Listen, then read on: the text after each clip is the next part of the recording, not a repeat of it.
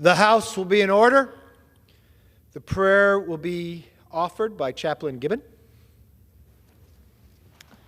Would you pray with me? Holy One, we come before you, resolved and refocused, to attend to the business before us.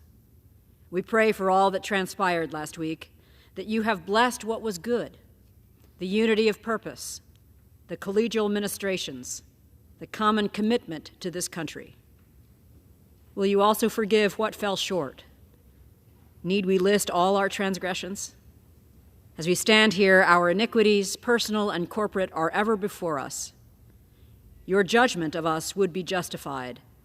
We pray your mercy. And now, as we move forward, bless the work that lies before us. Only by your grace will we be able to confront the myriad of challenges we are sure to face in the days, months, and years ahead. O Lord, abide with us always, in the good, the bad, and the challenging. For all things are subject to your authority, and with you to strengthen us, we can accomplish and be content in the work you have called us to do. We offer this prayer in your most holy name. Amen. The chair has examined the journal of the last day's proceedings and announces to the House the approval thereof. The Pledge of Allegiance will be led by the gentleman from South Carolina, Mr. Wilson. Everyone is invited at the first historic presiding by Speaker Kevin McCarthy to say the pledge. I pledge allegiance to the flag of the United States of America and to the republic for which it stands, one nation, under God, indivisible, with liberty and justice for all.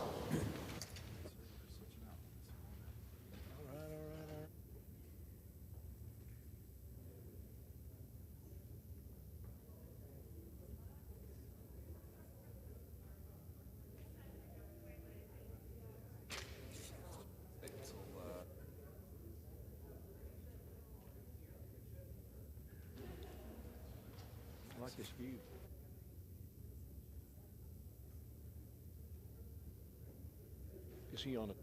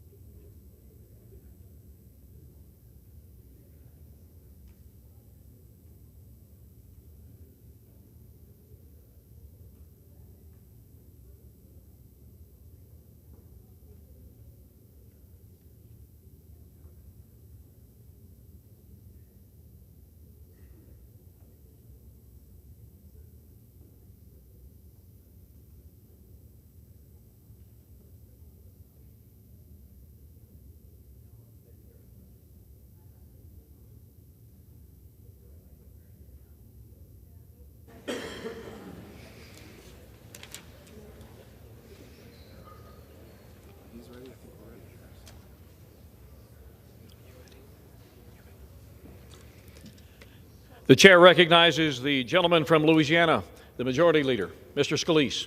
Thank you, Mr. Speaker. I have a privileged resolution at the desk and ask for its immediate consideration. The clerk will report the resolution. House Resolution 5, resolution adopting the Unanimous consent that the resolution be considered read and printed in the record.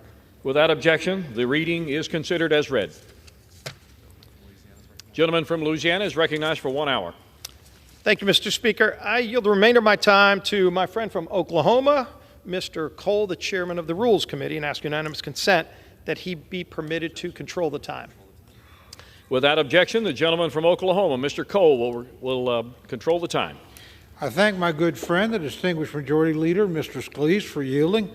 Mr. Speaker, for the purpose of debate only, I yield the customary 30 minutes to the distinguished gentleman from Massachusetts, my good friend, Mr. McGovern, pending which I yield myself such time as I may consume. Gentleman is recognized. During consideration of this resolution, all time is yielded for the purpose of debate only.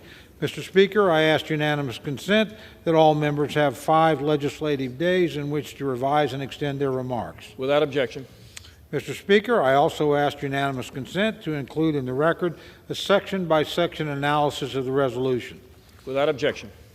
Mr. Speaker, I yield 1 minute to my good friend, the Majority Leader, Mr. Scalise. Gentleman from Louisiana, the Majority Leader, Mr. Scalise, is recognized for 1 minute. Thank you, Mr. Speaker. Again, thank my friend from Oklahoma for yielding. And, Mr. Speaker, we are here to discuss the rules of the House, actually debating the rules package. And why this is so important is because this lays out the ability for the House to conduct business, for the House to not only conduct business, but for the House to address the problems that the American people across this country is facing. And let's just be very clear up front. We saw a lot of debate about this last week. At the heart of all of this discussions last week was very clear, surely from our side, that Washington is broken.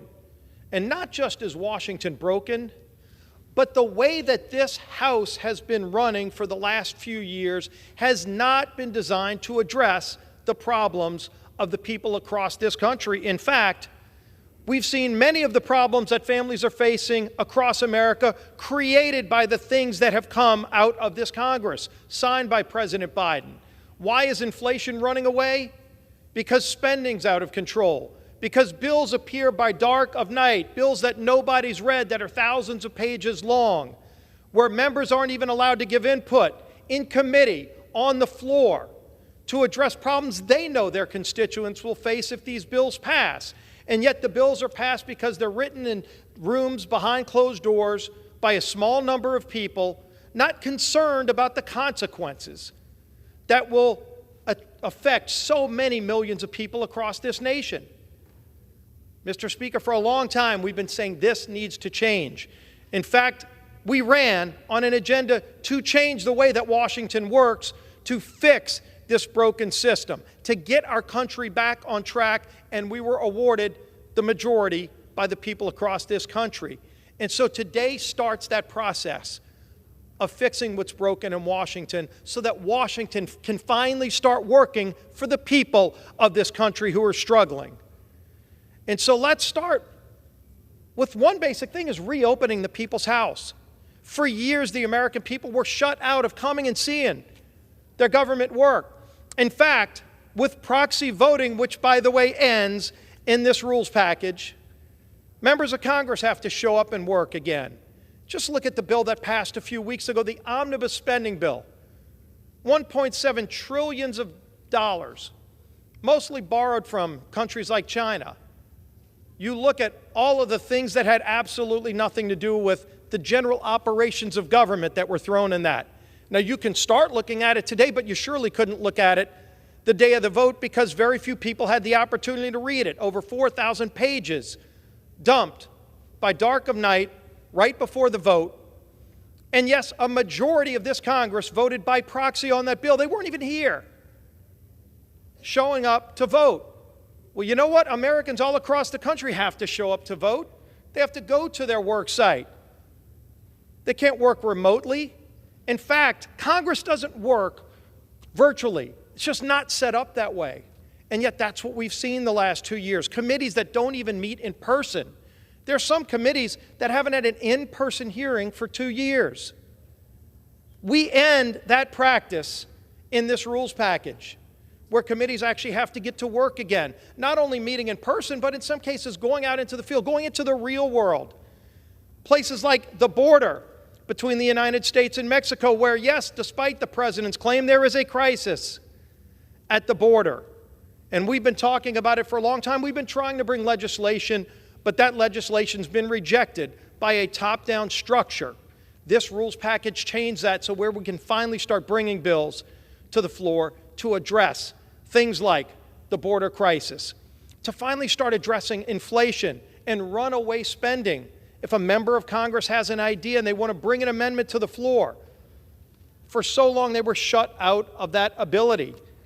You had a bill that was over $4 trillion in spending and taxes that was brought through multiple committees in Congress, and not one amendment was allowed to be brought forward and passed. In fact, even the majority was told in the committees, don't allow a single amendment to pass on a bill dealing with trillions of dollars in taxes and spending that is crushing families across America. So let's make Congress work for families again. Let's empower members of Congress to be able to represent their constituents. We were all elected by, on average, about 750,000 people.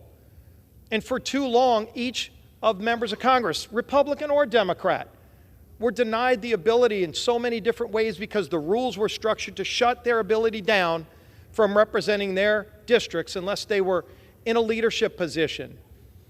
That has to change, and under this rules package, that finally does change.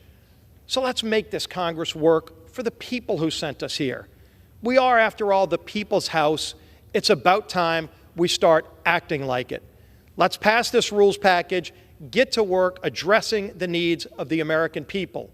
I urge passage of this important piece of legislation, Mr. Speaker, and I yield back the balance of my time. Gentleman from Oklahoma reserves. Gentleman from Massachusetts is recognized. Thank you, Mr. Speaker. I want to thank the gentleman from Oklahoma, Mr. Cole, for yielding me the customary 30 minutes, and I yield myself such time as I may consume. Gentleman is recognized. Mr. Speaker, first let me congratulate our incredible new House Democratic leadership team, Hakeem Jeffries, Catherine Clark, Pete Aguilar. It's a dawn of a new day here in Congress as a new generation takes on the solemn responsibility of leadership. Leader Jeffries has been tireless in his work to put people over politics. His steady leadership as chair of our Democratic caucus, uniting our members, harnessing their talent and diversity, and fighting tirelessly to make life better for the American people is a source of inspiration to me and to so many others. It's also a privilege to be here with my good friend, Tom Cole, someone who I respect greatly and who I know greatly respects this institution. We sit on opposite ends of the dais, but I admire Tom's leadership and the example that he sets. And even when we don't see eye to eye, I'm proud of our work to build an atmosphere of respectful dialogue on the Rules Committee.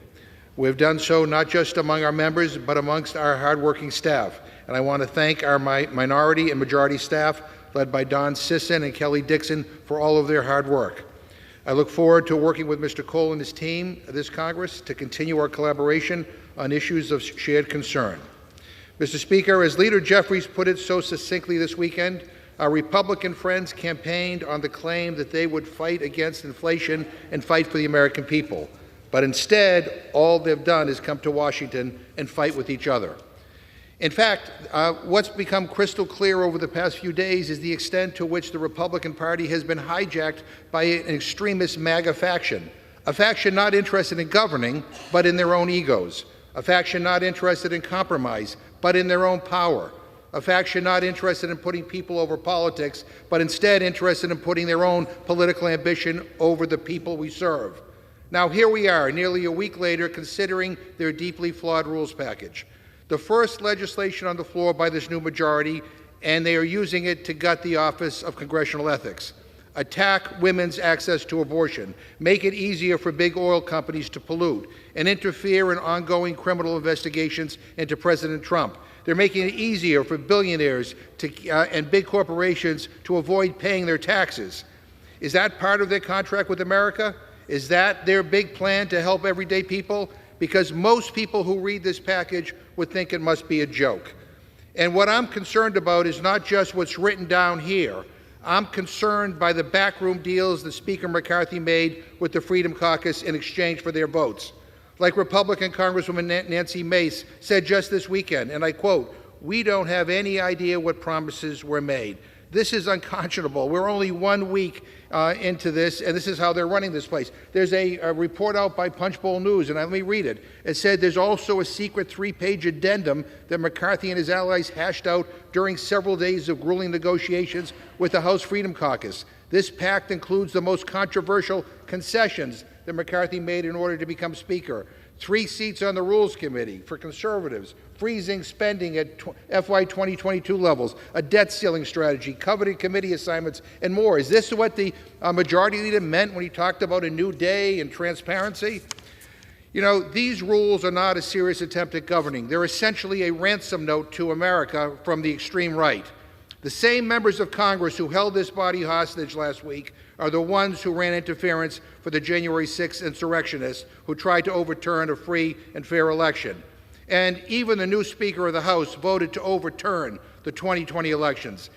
We couldn't even get a public acknowledgement from him on the 2-year anniversary of that horrific day, not even a tweet. It is clear that Republicans welcomed the election deniers into their ranks with open arms, and now they are reaping what they have sown. The insurrectionists are in charge. I'm reminded of the words of President Kennedy, and I quote, "In the past, those who foolishly sought power by riding the back of the tiger ended up inside," end quote. The American people get it. They rejected extremism in the last 2 elections. That's why they picked Joe Biden, and that's why the red wave turned into a pink splash. But my Republican friends still aren't listening, and in fact, they're still empowering the extremists.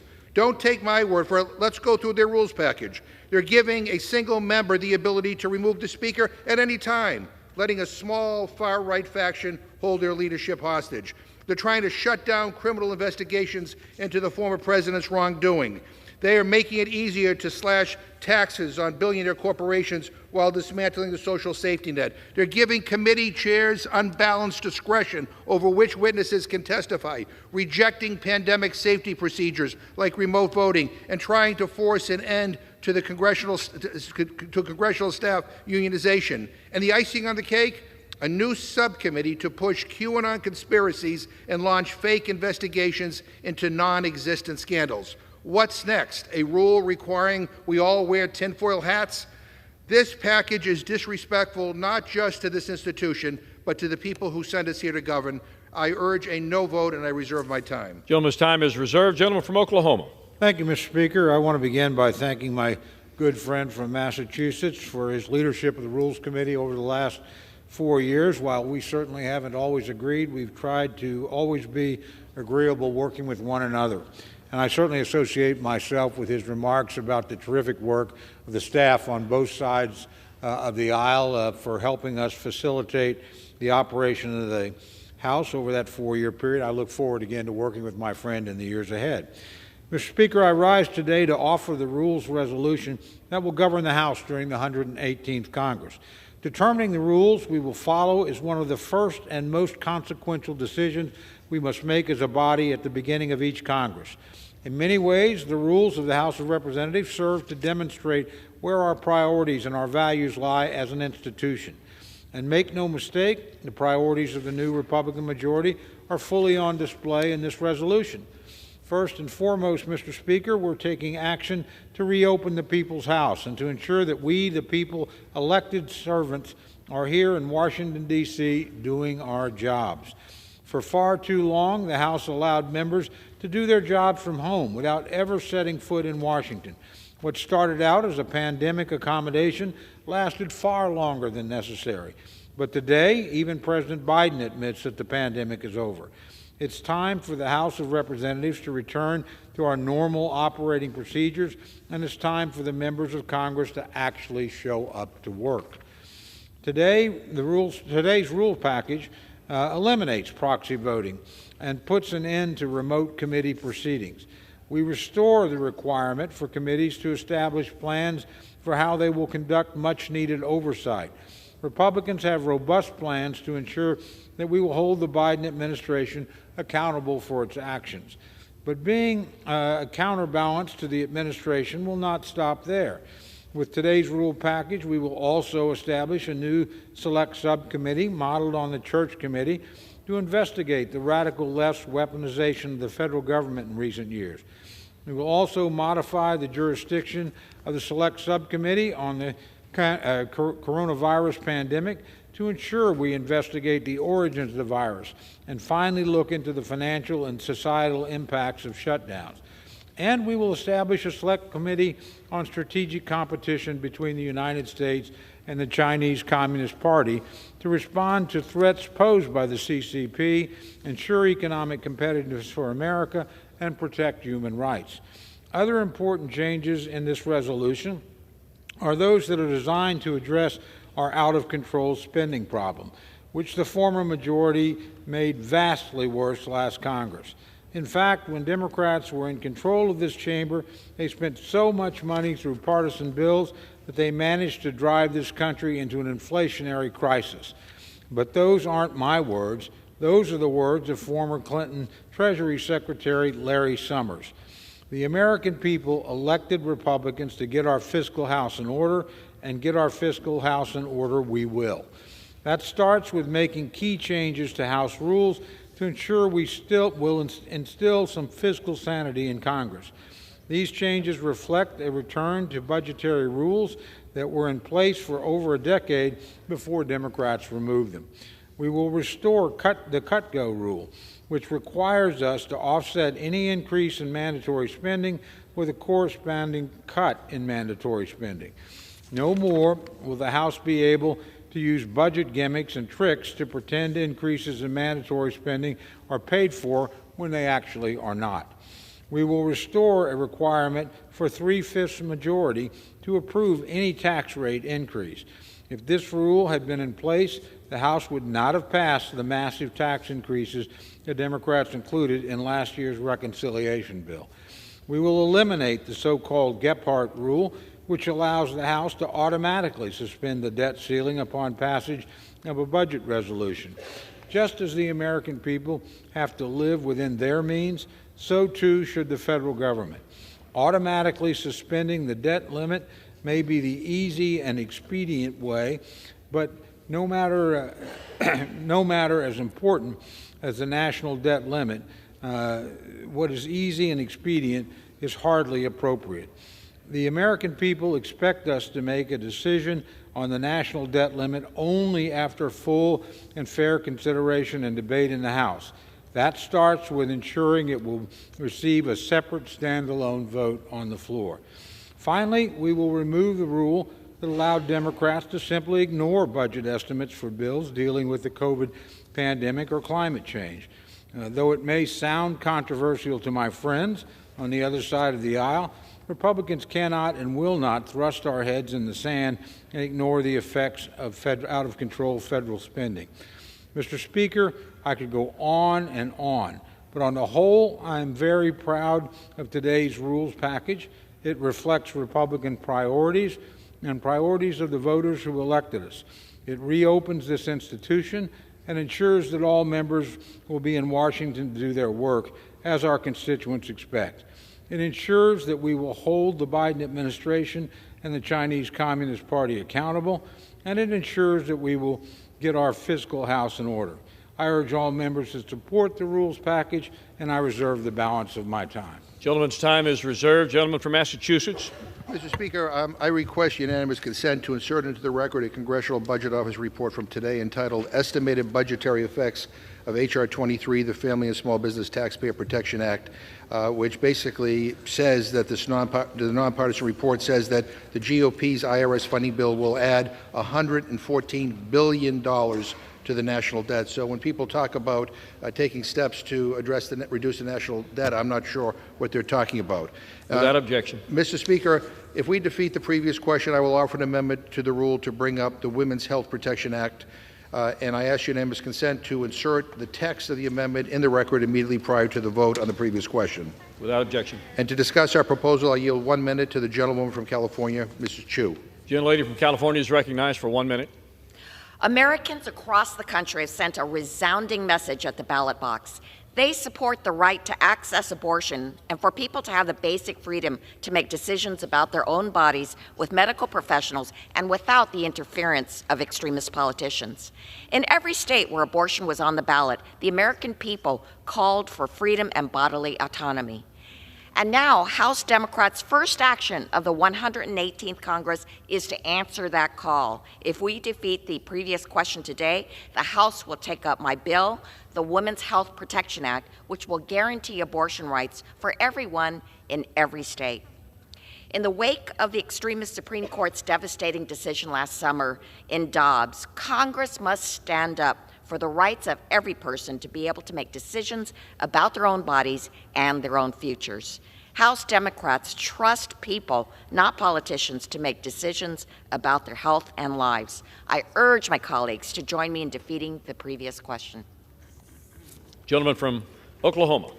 Thank you, Mr. Speaker. Mr. Speaker, I yield 2 minutes to my very good friend, the distinguished member from Texas, member of both the Rules Committee and Energy and Commerce Committee, Dr. Burgess. Gentleman from Texas, recognized for 2 minutes.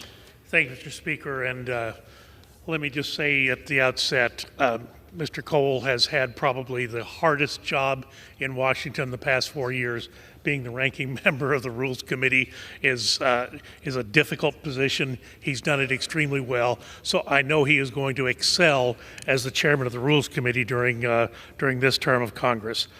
But clearly, Mr. Speaker, the American public spoke with a clear voice. They want the nation to go in a new direction. They want a path away from tax and spend politics advanced by the Democrats in the last Congress. In this rules package, we've laid out how we intend to accomplish just that. The era of legislating for the few at the expense of the many is over. This new majority today begins a serious task in ways that will make this Congress more transparent, more accountable, and more accessible to the public and the members that serve the institution. This majority will implement voting procedures on the floor so that recorded votes can be conducted in a straightforward manner rather than what we have seen over the past 3 years that literally strands members of Congress on the floor for hours when they cannot do any other work in their committee or anywhere else. Mr. Speaker, I believe our friends in the outgoing and the previous Congress squandered their opportunity for focusing on the politics focusing on the politics of division instead of what we were all sent here to do, and that is the people's business. Tackle inflation, tackle lawlessness, the threats abroad. These are the urgent issues that the American public demands that their representatives address. And instead, Americans were treated to the petty and divisive agenda of the last Congress. Thankfully, Mr. Speaker, Republicans will utilize this majority. Republicans have proposed an agenda that will address these vital issues and put our nation back on the track to fiscal prosperity. With this Republican majority, we offer Americans a governing agenda that will ensure that the 21st century remains an American century. I yield back. From Massachusetts. Mr. Speaker, we heard a lot about inflation, but none of the 12 bills, the first 12 bills my Republican friends are bringing up have any to do with inflation or mention inflation. I yield 1 minute to the gentleman from Colorado, Mr. Gett. Gentlelady from Colorado is recognized for 1 minute. I thank the gentleman. Mr. Speaker, if there was any overriding issue of clarity in the last election, it's that Americans feel strongly that they should have the freedom to make their own health care decisions, not politicians. Apparently, House Republicans weren't listening because just 2 months after a record number of Americans voted to vehemently oppose the GOP's efforts to criminalize abortion care in this country, we have today a set of rules that will make their extreme agenda a reality.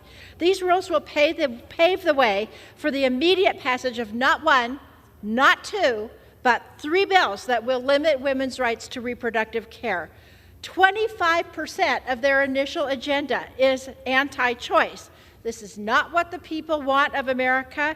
61% of this country strongly support a woman's right to abortion care. I urge all of my colleagues to stand up to this extremism and stand up for the people who we were elected to serve. Vote no on the previous question to bring up the Women's Health Protection Act, and vote no on the rule. Let's listen to our constituents. I yield back. Gentleman from Oklahoma. Thank you, Mr. Speaker. I yield 3 minutes to the distinguished lady from Minnesota, my colleague on the Rules Committee, Ms. Fischbach. Gentlelady from Minnesota is recognized for 3 minutes. Thank you very much, and I want to thank the chairman of the Rules Committee and my friend from Oklahoma for yielding me the time and for the experiences we've had on rules the last year. Mr. Speaker, for far too long, Democrats have run roughshod over the norms and practices of the People's House, weaponizing our rules to insulate themselves and protect their allies in the Biden administration from proper oversight. That ends today. I want to thank the chairman, Speaker McCarthy, and our leadership for spending countless hours putting together this package that better reflects the historical practices of this institution while receiving feedback to ensure the work we do is by the people and for the people.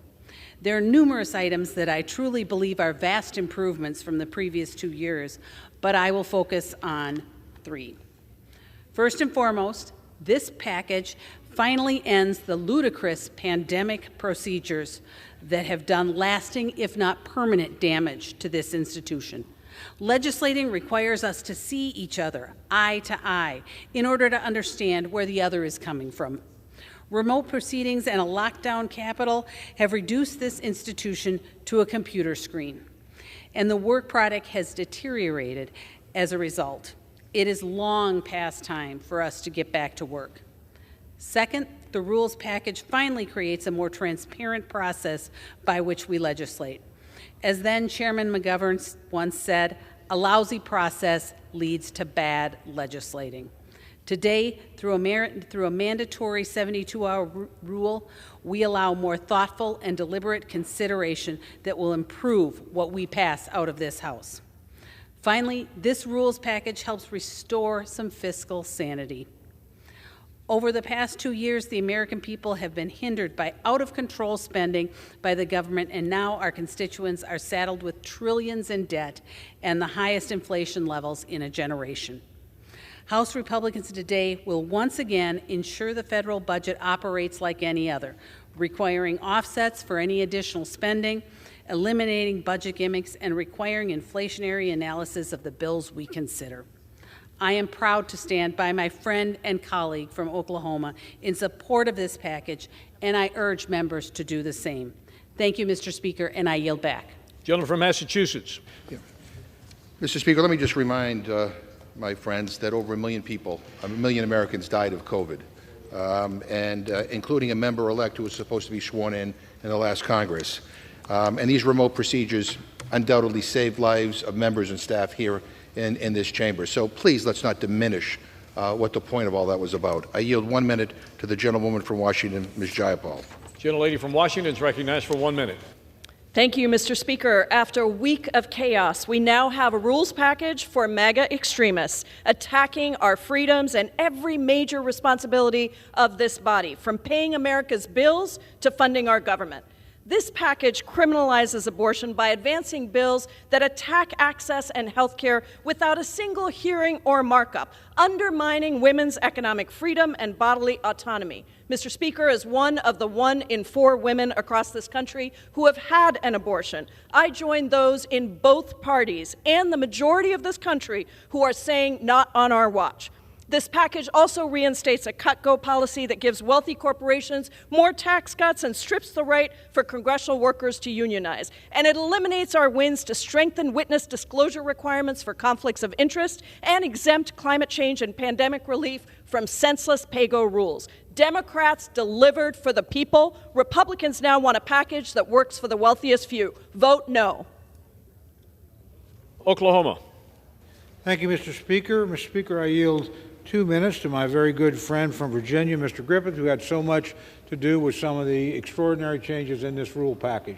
So I yield to the gentleman. Gentleman from West Virginia is recognized for 2 minutes.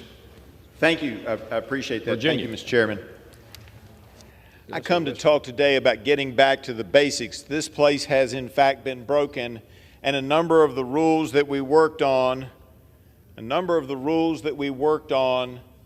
were to bring authority back and bring us back to the principles of Jefferson's Parliamentary Practice and Procedure, his manual on that. So I would say to you, ladies and gentlemen, that we should look at that document for what its principles stand for. And what it stands for is, and it says right in the preamble, for some of the most familiar, Jefferson writes, for some of the most familiar and experienced members, referencing their members of Parliament, because that's what he based it upon, that nothing tended more to throw power into the hands of administration and those who acted with the majority in the House of Commons than neglect or departure from rules of proceedings, that these forms, as instituted by our ancestors, operate as a check and control on the actions of the majority, and they were in many instances a shelter and protection to the minority against the attempts of power. So when I go out there, Mr. Speaker, and ask that we change these rules to make sure that we have rules that help protect all members, including the minority members, you can imagine my surprise and shock today when I hear that they are opposed to rules that do some very basic things that the American people are going to be shocked that we don't already do, such as a single purpose, that you cannot introduce a bill that doesn't have a single purpose or theme to that bill. Now, it can be complicated, but it has to have an overarching theme, something that this bill is attempting to do right from the get-go, the sole purpose rule. And then there's the germaneness and coming up with a stricter germaneness interpretation, Mr. Speaker. And as we know, that also helps so that you don't end up happening like what we had happen last summer, where somebody introduces a bill to mint a commemorative coin and it turns into the Inflation Reduction Act. That's absolutely ridiculous. Hundreds and hundreds, if not thousands of pages came out of a one-paragraph bill. No, that's wrong.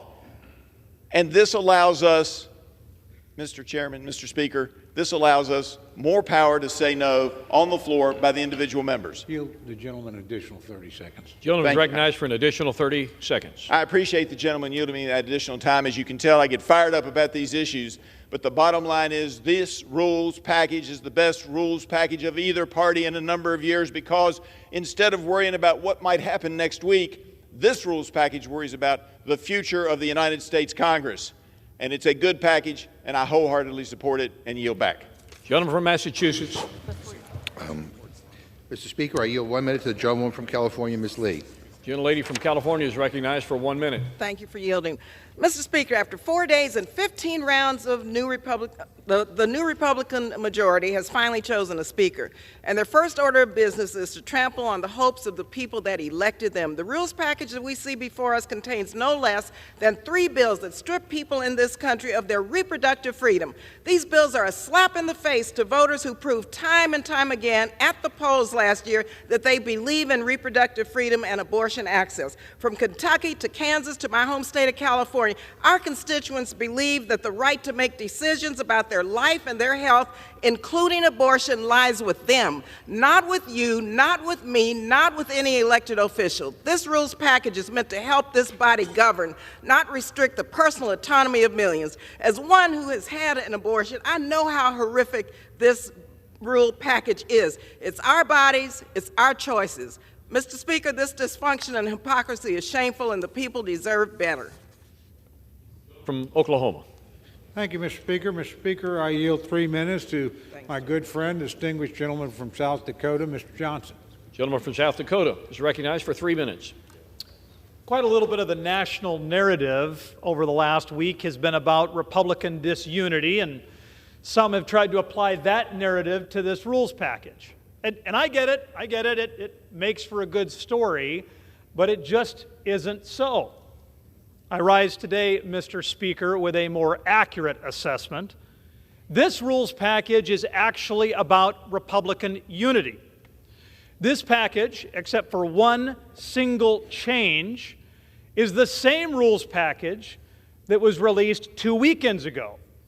This is the same rules package, except for one single change, that the Republican conference had widespread agreement on weeks ago. Now, there are a tremendous number of conservative wins here.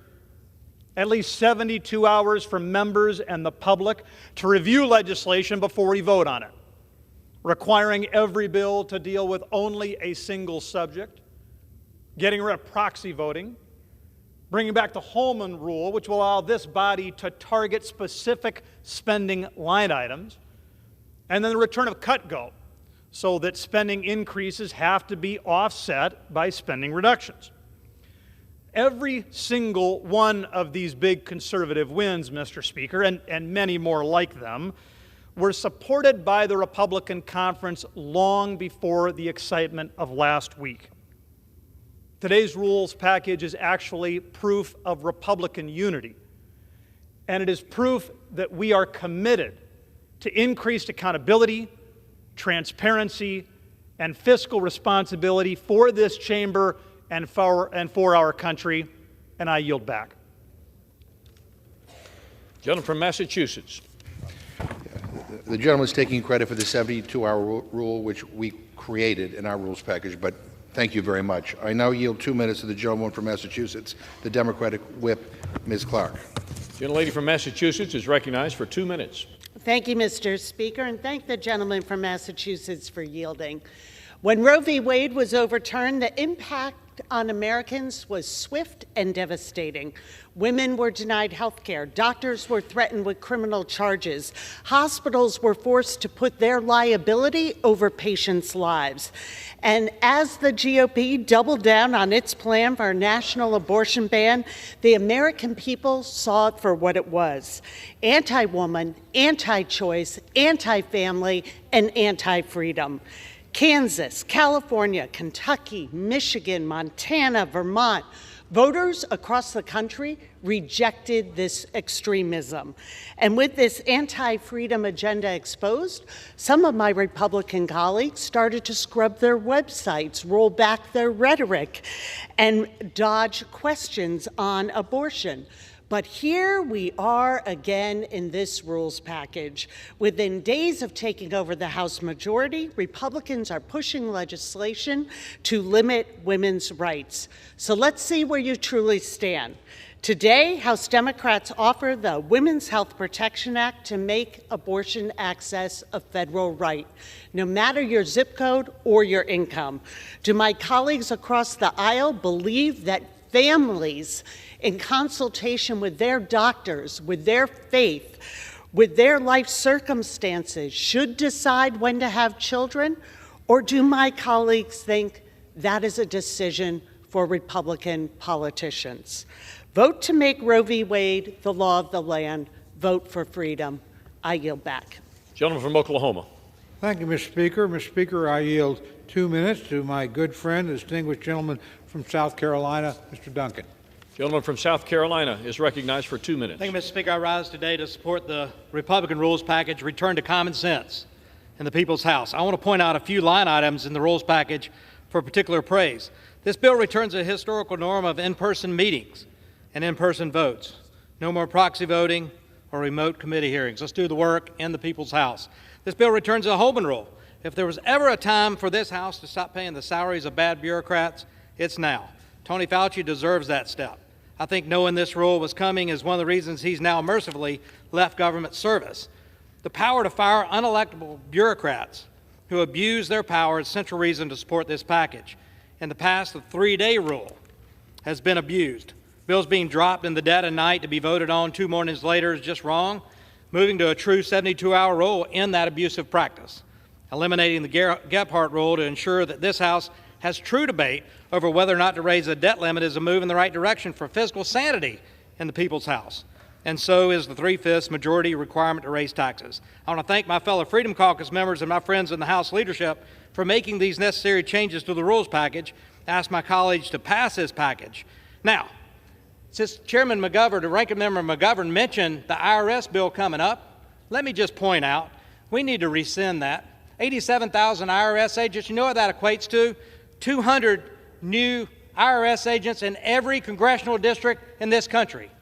That's 1,740 new IRS agents in every state for one purpose: to go after small businesses, hardworking Americans who try to raise money to pay for reckless spending. Reckless spending that's caused $31 trillion in debt in this nation. This is the right thing to do. I tell you what, we could repurpose those agents to the southern border. Or we could repurpose them and let them build the Keystone XL pipeline. You know what?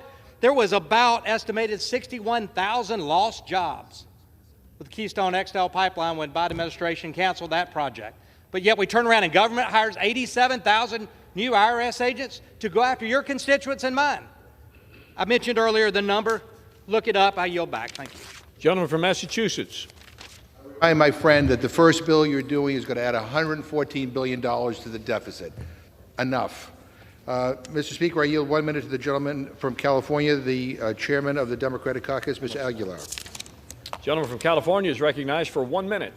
Thank you, Mr. Speaker, and I thank the gentleman from Massachusetts. I rise today in opposition to the rules package, which was written behind closed doors.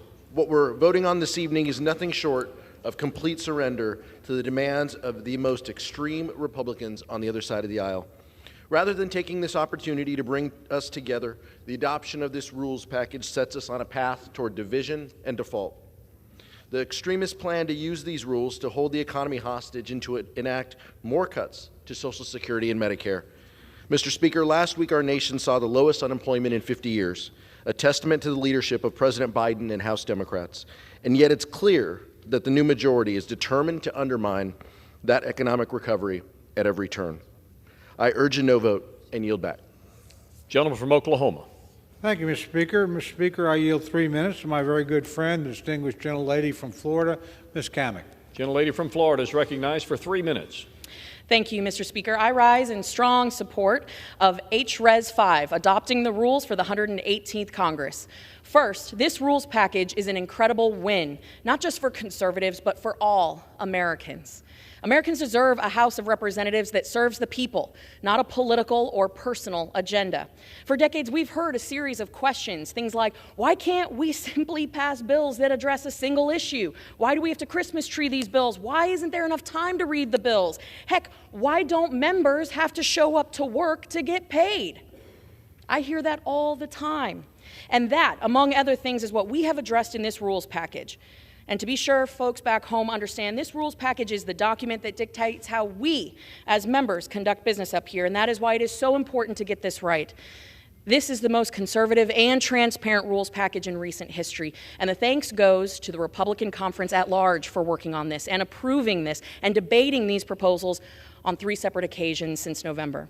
Here's a sampling of just what's in this common sense package. First, every single member of this body will have at least 72 hours to review each bill. Second, members will now be forced to vote in person rather than via proxy. Personally, I have never voted proxy, and for me it's pretty simple. If you collect a paycheck, you should show up. After nearly 3 years of abusing this historic voting change, we are finally putting an end to proxy voting. If my husband, as a first responder, along with thousands of other first responders across this country, showed up every single shift at the height of COVID without complaint, members of Congress should be able to do the same. Now, on November 29th, I testified before the Rules Committee that single-issue bills are one of the single most important things we can do to restore trust in this institution. I am proud to report that this package includes this new requirement, and that is that all members certify their bills introduced in the House address a single issue. A huge thanks goes to my friend and colleague from Virginia, Representative Morgan Griffith, for his work on this issue. Additionally, this rules package establishes a brand new select committee that will be tasked to investigate the weaponization of the federal government. No longer will the DOJ be allowed to target parents who show up for their kids. No longer will the FBI be able to collude with social media companies to censor Americans. Finally, in the ultimate move to drain the swamp, and one that I am particularly proud of, this rules package, it reinstates the Holman Rule, which allows members of this body to offer amendments to appropriations bills to reduce the salary or to fire certain employees or cut federal programs. These unelected bureaucrats, the true, real swamp creatures here in D.C., have run roughshod over the American people without consequence, and today marks our first, but certainly not our last, move to hold them accountable. This package is a product that brings transparency and trust to a broken process, and I want to thank all of my colleagues from the Republican Conference for their grit and grace in working to put this package together. I urge its passage, and I yield back. Mr. Speaker, the gentlelady mentioned the 72-hour rule. Once again, I'll say you're welcome. And then she talked about this being the most open and transparent rule ever. Maybe the gentlelady can share with us the secret 3-page addendum that we're reading about, because none of us have seen it. So much for transparency. I guess she's not going to share that with us. But in any event, I yield 1 minute to the gentlewoman from the District of Columbia, Ms. Holmes Norton. Gentlelady from the District of Columbia is recognized for 1 minute. These rules are a gratuitous attack on already limited rights of D.C. residents. Our residents have all the obligations of citizenship, including paying all federal taxes, but are denied voting rights in Congress and full local self-government. To add insult to injury, these rules take away floor privilege of the D.C. mayor. The rules continue to grant governors and 16 other categories of people, including foreign ministers, floor privileges. Not only does D.C.'s mayor operate like state governors, including managing a jurisdiction that has both a budget and population larger than those of several states, but Congress has undemocratic plenary authority over D.C. and regularly uses its authority to legislate on local matters. While D.C. deserves statehood, if any non-member of Congress deserves the needs floor privileges, it is D.C.'s mayor. I yield back. Gentleman from Oklahoma. Thank you, Mr. Speaker. Mr. Speaker, I yield 4 minutes to my very good friend, distinguished gentleman from Texas, Mr. Roy. Gentleman from Texas is recognized for 4 minutes. I thank the Speaker, and I thank my friend from Oklahoma, Mr. Cole, and I'm delighted to be down here on the floor of the House of Representatives in a Republican majority, and I'm delighted to be talking about a rules package crafted by that Republican majority and that reflects what I think is a fundamental transformation of this House to ensure that the people can be represented by their representatives. That's the point.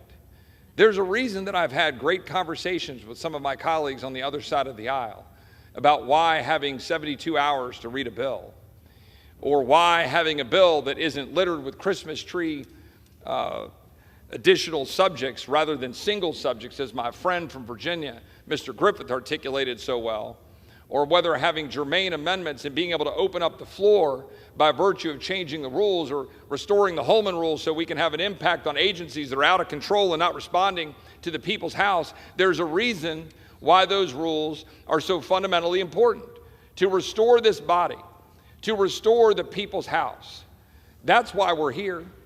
Everybody keeps running around in classic swamp speak talking about secret deals, secret addendums. What we're talking about is how people come to an agreement in this town to ensure that we're going to carry out what we said we're going to do. The rules package is on full display. The rules package has been on full display and publicly available since Friday, to the best of my knowledge, or earlier last week. The text of that rules package has been something we could look at. And my friends are right. A good chunk of that text was the agreement reached a while back, a couple of weeks ago, a week or two ago, with one significant change. The single person motion to vacate, which is in the spirit of that which goes all the way back to Jefferson. In fact, we are currently now operating not under any rules. That's why we're having a debate. We're about to debate on adopting the rules. I could walk down right there into the well and file a motion to vacate, single person, right now. Because that's the precedent. That's what we're operating under. Because that goes back to Jefferson.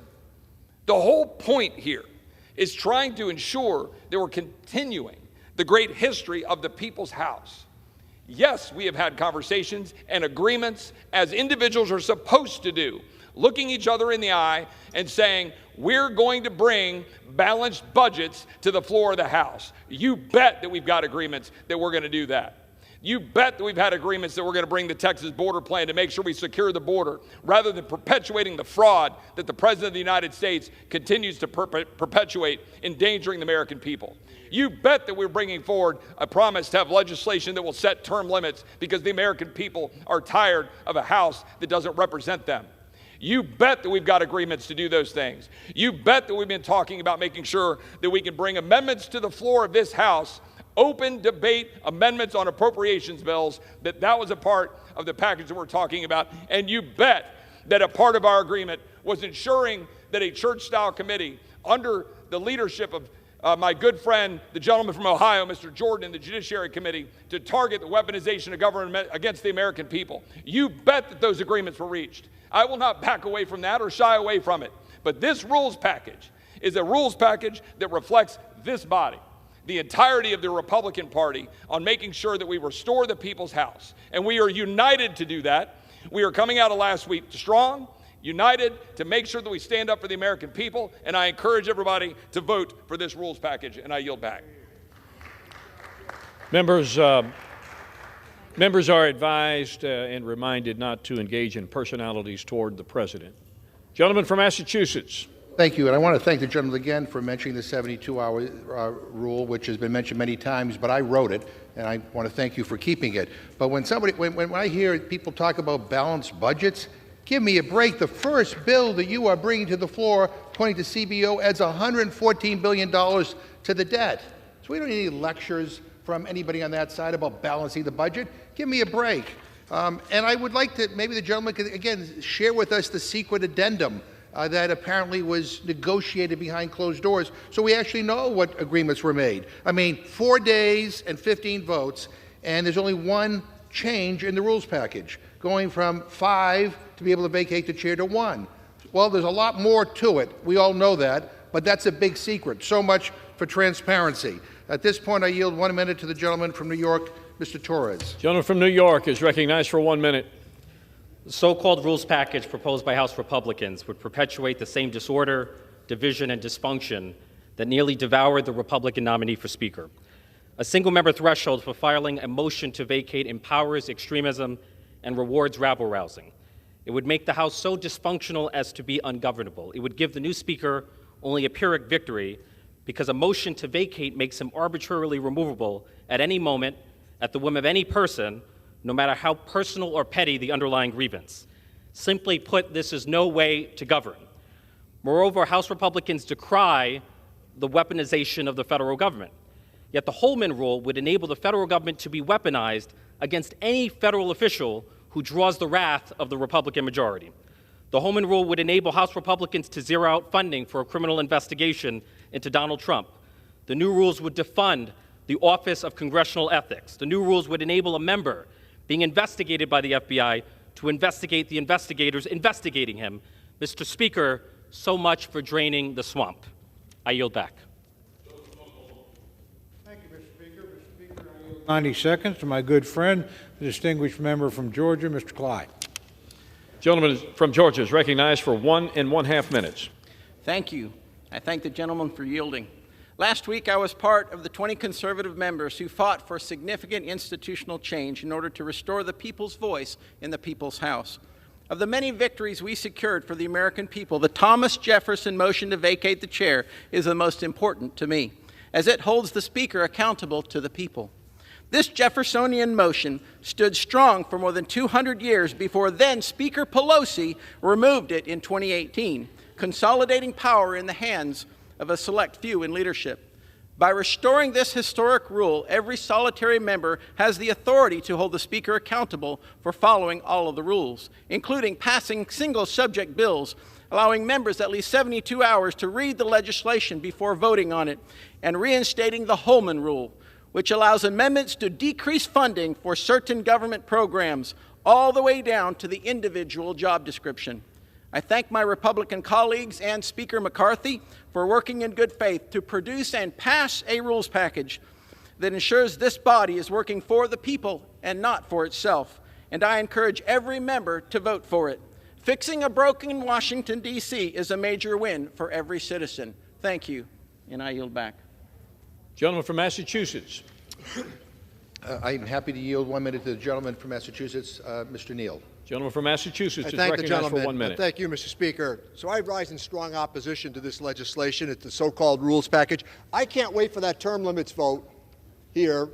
When you ask members on the Republican side who have been here for 20 or 30 years, then to codify their votes and say that you can only be here for 12, try explaining that one back home when you've got a 4-seat majority. This is an extreme proposal that's in front of us. It will eventually, if they follow the logic to its manifestation, this will pit Social Security, Medicare, and Medicaid against defense spending. Our seniors will be sold out, our military will be sold out, and the full faith and credit of the United States will be under threat, all in the quest to organize the House. The gentleman from South Dakota, nice enough fellow, he said people are making a lot about the chaos that ensued here over 4 days, and particularly last Saturday morning. Was the gentleman denying that he was here? For the country to witness what happened here? This is part of a rules package that is being foisted upon the American people by a small minority within the Republican Party, and we ought to turn it down. Gentleman from Oklahoma, with 3 1/2 minutes remaining. Thank you very much, Mr. Speaker. I yield 1 minute to my good friend, distinguished gentleman from South Carolina, Mr. Norman. Gentleman from South Carolina is recognized for 1 minute.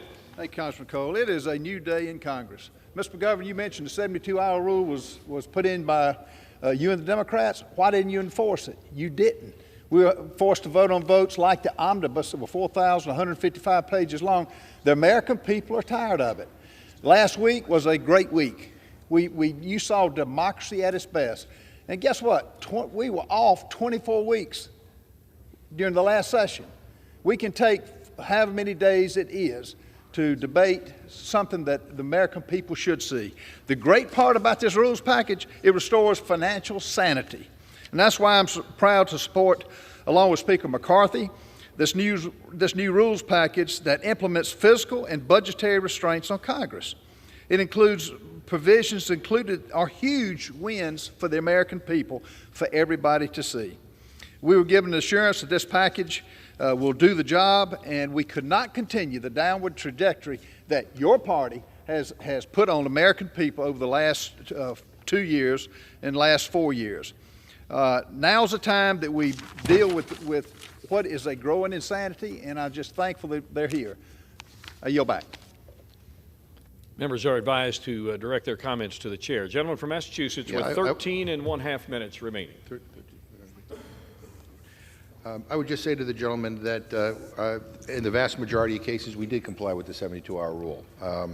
Mr. Speaker, I'd like to yield 1 minute to the gentleman from Nevada, Mr. Horsford. Gentleman from Nevada is recognized for 1 minute. Thank you, Mr. Speaker, and to the chair for yielding. This Republican rules package is more like rules wreckage, and it has very little to do with governance. Adding insult to the American people, Speaker McCarthy and MAGA Republicans want to defund the IRS so that their millionaire and billionaire friends don't have to pay their fair share in taxes, while hardworking people in Nevada's 4th District pick up the tab. There's a persistent problem with the wealthiest Americans evading taxes or hiding their money in secret offshore bank accounts in order to avoid paying their tax obligations. In fact, according to a new Syracuse University analysis, low-income wage earners were audited 5.5 times more than the people in every other tax bracket in 2022. Democrats put people over politics and provided the resources and funding that the IRS needs to go after the super-rich tax cheats. It is not fair that taxpayers with lower incomes are more likely to be audited than high-income taxpayers. And adding additional insult, their first bill adds more than $100 billion to the deficit over the next 10 years. What does that say about reducing our deficit? Stop this hypocritical. Gentleman's time has expired. Gentleman from Oklahoma. I ask for my time. Thank you, Mr. Speaker. Mr. Speaker, I ask unanimous consent that the Speaker be authorized to postpone the vote on ordering the previous question on House Resolution 5 to a designated time later today. Without objection. Mr. Speaker, I ask unanimous consent that the Chair may reduce to 5 minutes the minimum time for electronic voting on any question relating to House Resolution 5 that follows a 15-minute vote. Without objection. With that, Mr. Speaker, I reserve my time. Gentleman's time is reserved. Gentleman from Massachusetts. Mr. Speaker, following the vote on the previous question, Representative DeLauro will offer a motion to commit. I yield 1 minute to the gentleman from Connecticut to discuss that proposal. Gentlelady from Connecticut is recognized for 1 minute. When we conclude this rules debate, I will offer a motion to commit to add the expanded child tax credit. In the face of the Republican majority's draconian agenda, we want to provide a tax cut, yes, to children and to families to make ends meet. The child tax credit is the most effective tool we have in the fight against rising costs, an antidote to inflation. It is about financial stability for families. Nothing in this rules package helps American families. Make no mistake, A vote against the motion to commit means Republicans are willing to raise taxes on working families. The expanded child tax credit was the largest tax cut for working families in generations, a lifeline to the middle class. It drove the largest decrease in child poverty in history.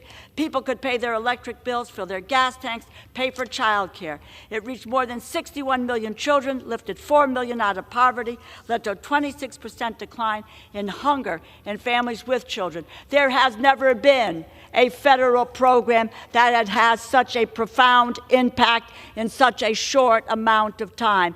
Do the right thing. Vote yes on the motion to commit. I yield back. Gentleman from Oklahoma. Thank you, Mr. Speaker. I reserve my time. He reserves his time. Gentleman from Massachusetts. Mr. Speaker, I yield 1 minute to the gentlewoman from Washington, Ms. Del Bene.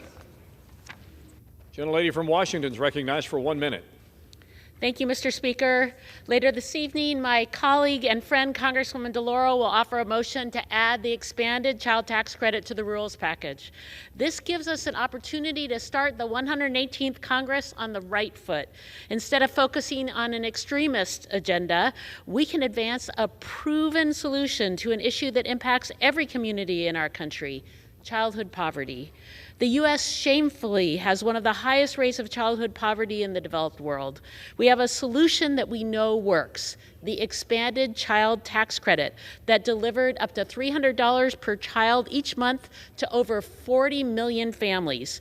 These resources help parents pay for food, rent, gas, and other essentials.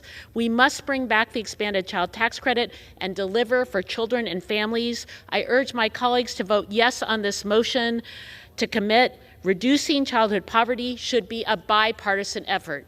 I yield back. Gentleman from Oklahoma. Thank you, Mr. Speaker. I continue to reserve my time. Gentleman reserves. Gentleman from Massachusetts. Yeah, Mr. Speaker, again, let me just ask, will anybody on the other side just share with us the secret 3-page addendum that Speaker McCarthy negotiated with the Freedom Caucus so we can know what else was decided on, given away? I guess not. I yield 1 minute to the gentlewoman from California, Ms. Barragan. Gentlelady from California is recognized for 1 minute. I thank the gentleman for yielding.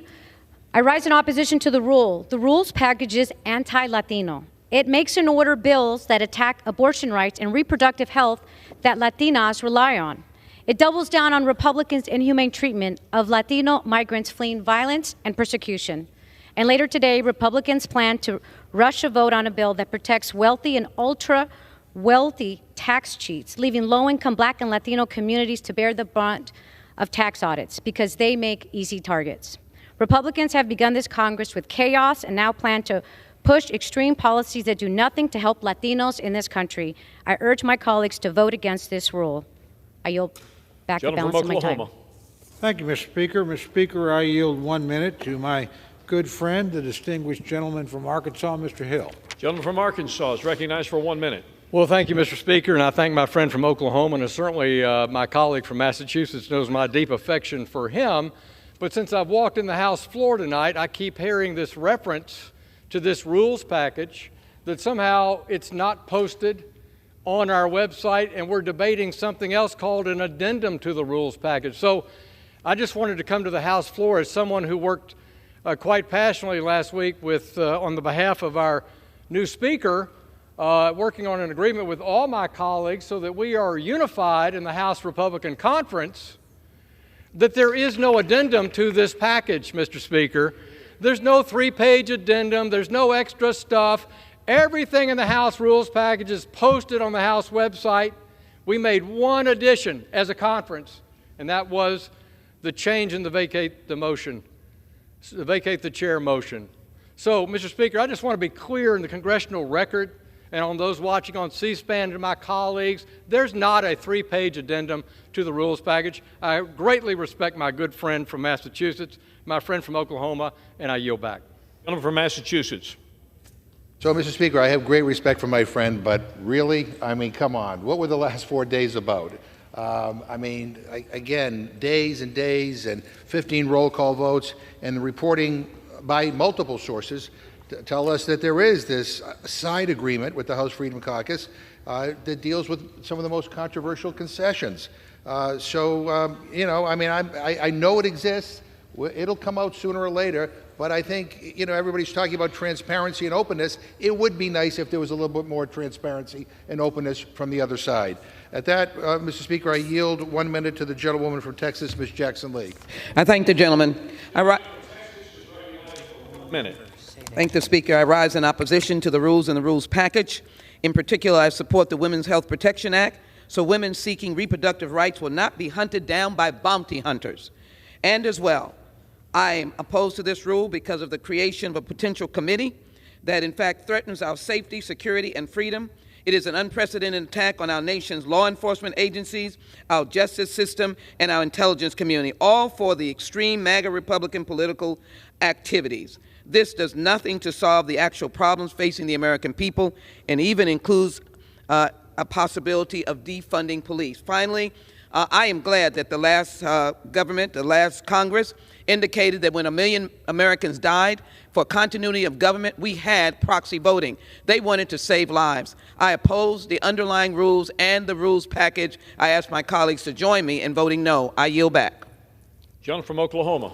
Thank you, Mr. Speaker. I reserve my time. Gentleman from Oklahoma reserves. Gentleman from Massachusetts. So, Mr. Speaker, let me again continue what I was beginning in the last exchange. It's at least one GOP office apparently has the much fabled 3-page House Rules Addendum.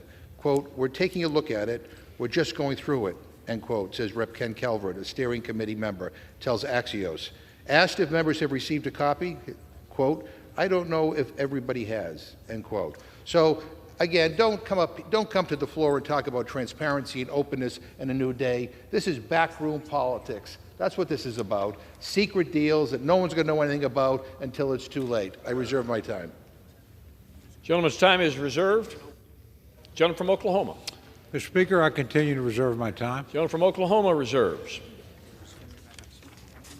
Gentleman from Massachusetts. Mr. Speaker, I yield 2 minutes to the gentleman from Maryland, Mr. Hoyer. Gentleman from Maryland is recognized for 2 minutes. Who laments that the 2 minutes are no longer magic. Mr. Speaker, these rules are largely the rules that we've had for some period of time over the years. But they have important changes. Unfortunately, I view those changes as not facilitating our work, but seeking to impede our work. I think that's unfortunate. They're also designed to target federal employees if members of Congress don't like what they do. There, of course, is a process to do that, but as the leader on the other side did at one point in time, he just cut out the salary for an employee he didn't like or thought was acting improperly. That was not appropriate, and of course that did not prevail. But I regret that we don't have an opportunity to look at these rules in the way that so many on this floor talked about doing. First of all, of course, they're not single issues. There are a lot of issues. It's the rules. Secondly, there are ways and means to provide for consideration in a transparent, open fashion in which I could offer an amendment to a rule that I thought was not in the benefit of this House or the American people. Unfortunately, the process, which is the very first process under which we have considered a piece of business, not necessarily legislation, and that is ironic. But it is what it is. But it will, as such a process does, force us to vote against a piece of organizational rules because we don't agree with some of those rules. And that's what I will do. And I yield back the balance of my time. Gentleman from Oklahoma. Mr. Speaker, I continue to reserve my time. Gentleman from Oklahoma reserves. Gentleman from Massachusetts. Mr. Speaker, can I inquire of the gentleman from Oklahoma how many more speakers he has? Prepared to close whenever my friend is. I think.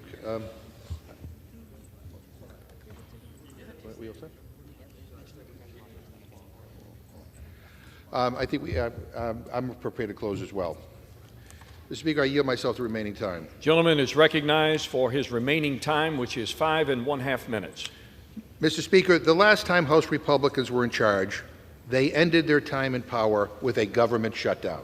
They controlled the House, the Senate, and the White House, and they shut the government down and walked away. Upon taking power once again, they began with a legislative shutdown, a shutdown where a far-right fringe held the incoming Republican leadership hostage and got them to give away everything, including their own dignity. What's clear from all of this is that the Republican Party no longer cares about governing. And this rule package is exhibit number 1. The American people sent us here because they want us to put people over politics. Sadly, this rule package puts politics first, empowering the extremists who are only interested in their own power. As I've said again and again, if this new majority wants to work together in good faith, my door is open. But if this is their plan, they've clearly chosen to become a party that embraces election deniers and extremists. And Democrats will not go along to get along. You know, finally, Mr. Speaker, let me say that I've had some harsh words for this rules package. Call it tough love. I care very deeply about this institution, about the work that we do here, and the awesome responsibility of decisions we make. And I'm glad that my friends kept the McGovern rule on the 72-hour, and the McGovern rule that committees have to do hearings and markups before they come to the Rules Committee. We weren't perfect, but overwhelmingly we kept our word. This legislation does a great disservice to the people we represent, and it does not live up to the high standards that we should have for this institution. I believe that calling this House to a higher standard is the right thing to do. But let me be clear that my criticism is reserved for the resolution we are considering and not for the distinguished gentleman from Oklahoma, whom I respect and admire as a person, even when we strongly disagree, as we do today. These rules are a giveaway to the far right, but this Congress need not be. If my Republican colleagues want to get anything done, it is clear that they're going to have to work together with Democrats to get things done. Let's end the extremism and put people over politics to get stuff done. People do not want government shutdowns. People do not want to see us default on our financial obligations. People want us to get stuff done and to keep the lights on. The last two elections were a rejection of extremism. My friends predicted an overwhelming Republican majority in the last election, and instead they got a pink splash because the American people, Democrats, independents, and a lot of Republicans said, you are too extreme. So put the extremism behind you. I urge the Speaker to work with Democrats and not just work with a small fringe group in the Republican conference, but to work in a way to move the people's agenda forward. I urge a no vote on this resolution, a no on the previous question, and I yield back the balance of my time. Gentleman yields back his time. Gentleman from Oklahoma with 90 seconds to close. Thank you, Mr. Speaker. I yield myself the balance of my time. In closing, I want to urge all my colleagues to support this resolution establishing the rules of the 118th Congress. The changes we're proposing today will ensure that the institution is set on a path for success in the new Congress. They will ensure that members return to Washington and do their work here. They will set up an institution to hold the Biden administration accountable, and they will put in place budgetary rules designed to prevent the kind of reckless spending spree Democrats recently engaged in. I urge all members to vote yes on the previous question and yes on the rule. Mr. Speaker, I yield back the balance of my time and move the previous question on the resolution. Question is on ordering the previous question on the resolution. All those in favor will say aye. Anyone opposed, no. Opinion of the chair, the ayes have it. Previous question is a gentleman from Massachusetts. Speaker, I ask for the yeas and nays. Yeas and nays are requested. Those favoring a vote by the yeas and nays will rise. Sufficient number having risen, the yeas and nays are ordered. Pursuant to the order of the House of today, further proceedings on this question are postponed. Gentleman from Oklahoma. Mr. Speaker, I ask unanimous consent that the House stand in recess until approximately 6:30 p.m. Without objection, the House stands in recess.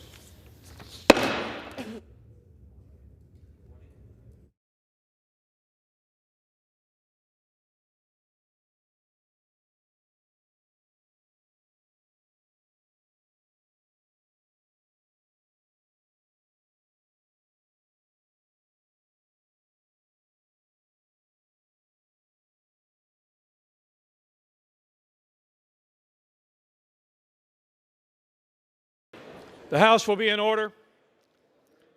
Proceedings will resume on questions previously postponed. Votes will be taken in the following order. Ordering the previous question on House Resolution 5. Motion to commit House Resolution 5 if offered, and adoption of House Resolution 5 if offered. The first electronic vote will be conducted as a 15-minute vote. Pursuant to the order of the House today, remaining electronic votes will be conducted as 5-minute votes. Pursuant to the order of the House of today, the unfinished business is the vote on ordering the previous question on House Resolution 5, on which the yeas and nays are ordered. The clerk will report the title of the resolution. House Resolution 5, resolution adopting the rules of the House of Representatives for the 118th Congress and for other purposes. The question is on ordering the previous question on the resolution. Members will record their votes by electronic device. This will be a 15-minute vote.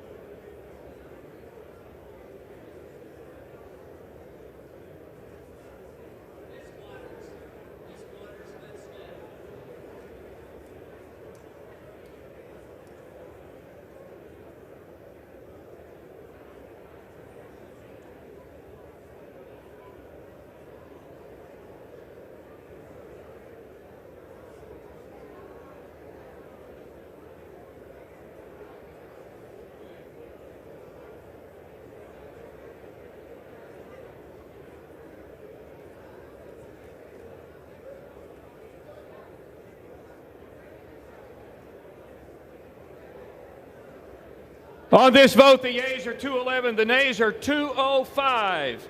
The previous question is ordered. For what purpose does the gentlelady from Connecticut seek recognition? Mr. Speaker, I have a motion to commit at the desk. The clerk will report the motion. Ms. DeLauro of Connecticut moves to commit the resolution, House Resolution 5, to a select committee composed of the majority leader or the minority leader, with instructions to report the same back to the House forthwith with the following amendment. At the end of the resolution, Mr. Speaker, Clerk will suspend. Gentlelady from Connecticut. I ask unanimous consent to dispense with the reading. Without objection, the motion is considered as read. Without objection, the previous question is ordered on the motion to commit. The question is on the motion. Those in favor say aye. Those opposed, no. The noes have it. The motion is not agreed to. Gentlelady from Connecticut. Ask for the yeas and nays. Yeas and nays are requested. All those in favor of the vote by the yeas and nays will rise. Sufficient number having risen, the yeas and nays are ordered. Members will record their votes by electronic device. Pursuant to the order of the House of today, this is a five-minute vote.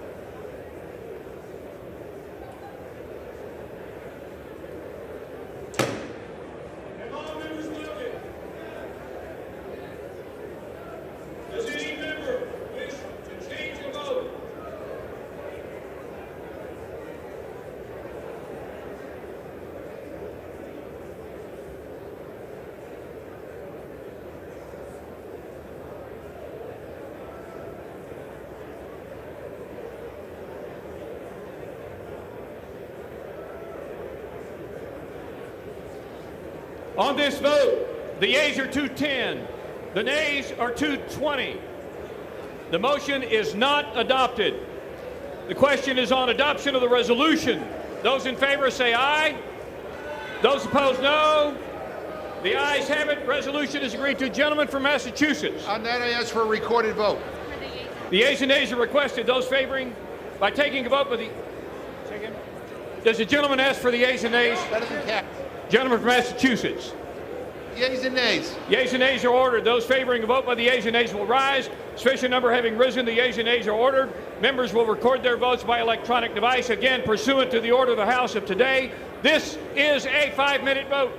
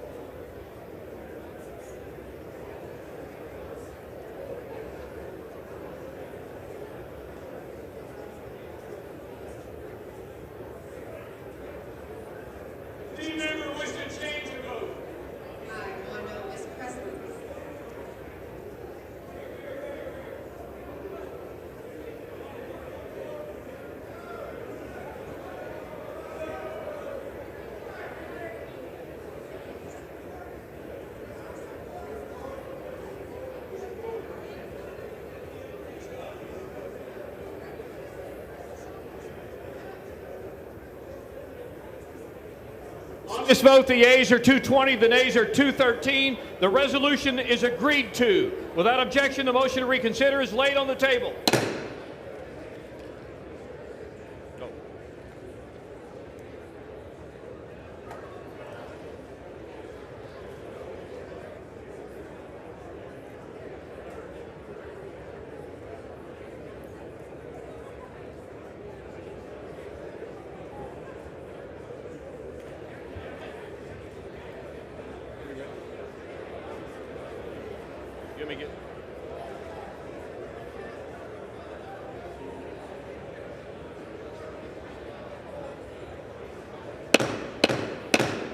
The House will be in order. Members, you can take your conversations from the floor. Clear the aisle, clear the well. The House has business to conduct.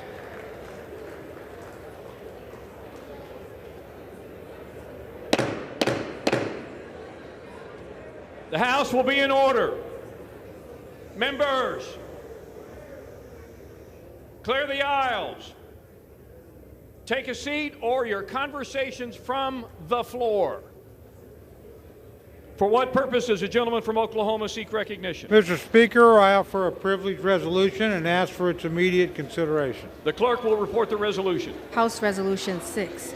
Resolved that unless otherwise recorded, the hour of daily meeting of the House shall be 2 p.m. on Mondays, noon on Tuesdays, or 2 p.m. if no legislative business was conducted on the preceding Monday, noon on Wednesdays and Thursdays, and 9 a.m. on all other days of the week.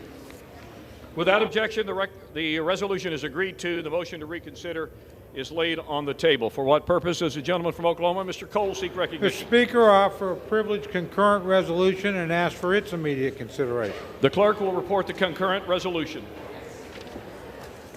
House Concurrent Resolution 1. Resolved by the House of Representatives that the Senate concurring that pursuant to Clause 4 and Section 5 of Article 1 of the Constitution, during the 118th Congress, the Speaker of the House and the Majority Leader of the Senate, or their respective designees, acting jointly after consultation with the Minority Leader of the House and the Minority Leader of the Senate, may notify the members of the House and the Senate, respectively, to assemble at a place outside the District of Columbia if, in their opinion, the public interest shall warrant it. Without objection, the concurrent resolution is agreed to, and the motion to reconsider is laid on the table. For what purpose does the gentleman from Louisiana, the Majority Leader, Mr. Scalise, seek recognition? Mr. Speaker, I ask unanimous consent that during the 118th Congress, the Speaker, Majority Leader, and Minority Leader be authorized to accept resignations and to make appointments authorized by law or by the House. Without objection. Mr. Speaker, Gentleman from Louisiana.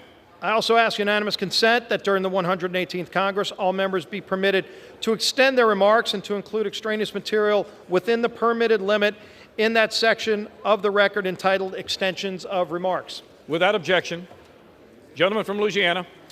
Mr. Speaker, I ask unanimous consent that during the first session of the 118th Congress, on legislative days of Monday or Tuesday when the House convenes pursuant to House Resolution 6, the House shall convene 2 hours earlier than the time otherwise established by the resolution for the purpose of conducting morning hour debate.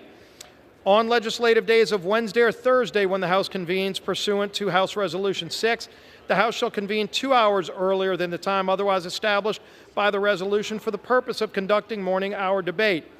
When the House convenes pursuant to an order other than House Resolution 6, the House shall convene for the purpose of conducting morning hour debate only as prescribed by such order. The time for morning hour debate shall be allocated equally between the parties and may not continue beyond 10 minutes before the hour appointed for the resumption of the session of the House. And the form of proceeding for morning hour debate shall be as follows. The prayer by the chaplain, the approval of the journal, and the Pledge of Allegiance to the flag shall be postponed until resumption of the session of the House. Initial and subsequent recognitions for debate shall alternate between the parties. Recognition shall be conferred by the Speaker only pursuant to lists submitted by the Majority Leader and by the Minority Leader. No member may address the House for longer than 5 minutes except the Majority Leader, the Minority Leader, or the Minority Whip. No legislative business shall be in order except the filing of privileged reports, and following morning hour debate, the chair shall declare a recess pursuant to Clause 12A of Rule 1 until the time appointed for the resumption of the session of the House. And the Speaker may dispense with morning hour debate upon receipt of notification described in Clause 12C of Rule 1 or upon a change in reconvening pursuant to Clause 12E of Rule 1 and notify members accordingly. Without objection. That The chair announces the Speaker's appointment pursuant to 2 U.S. Code 2001 in the order of the House of today, the gentleman from Louisiana, Mr. Scalise, and the gentleman from New York, Mr. Jeffries, as members of the House Office Building Commission to serve with the Speaker. The chair announces that the Speaker has delivered to the clerk a letter dated January 7, 2023, listing members in the order in which shall act as Speaker pro tem under Clause 8B3 of Rule 1. The chair lays before the House a communication.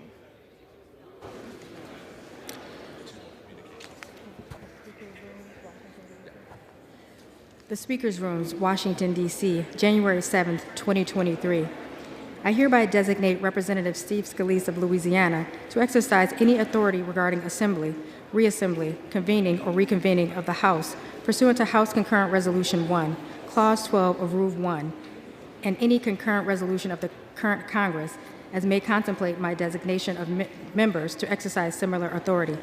In the event of the death or inability of that designee, the alternate members of the House listed in the letter bearing this date that I have placed with the clerk are designated in turn for the same purposes. Signed sincerely, Kevin McCarthy, Speaker. The chair lays before the House a communication.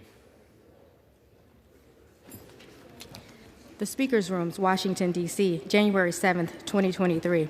I hereby appoint the Honorable Patrick McHenry, the Honorable Adrian Smith, the Honorable Robert Whitman, the Honorable Andy Harris, the Honorable Richard Hudson, the Honorable John Joyce, and the Honorable Guy Reschenthaler to act as Speaker pro tempore to sign enrolled bills and joint resolutions through the remainder of the 118th Congress. Signed sincerely, Kevin McCarthy, Speaker. The chair lays before the House a communication. The Honorable, the Speaker, House of Representatives, sir.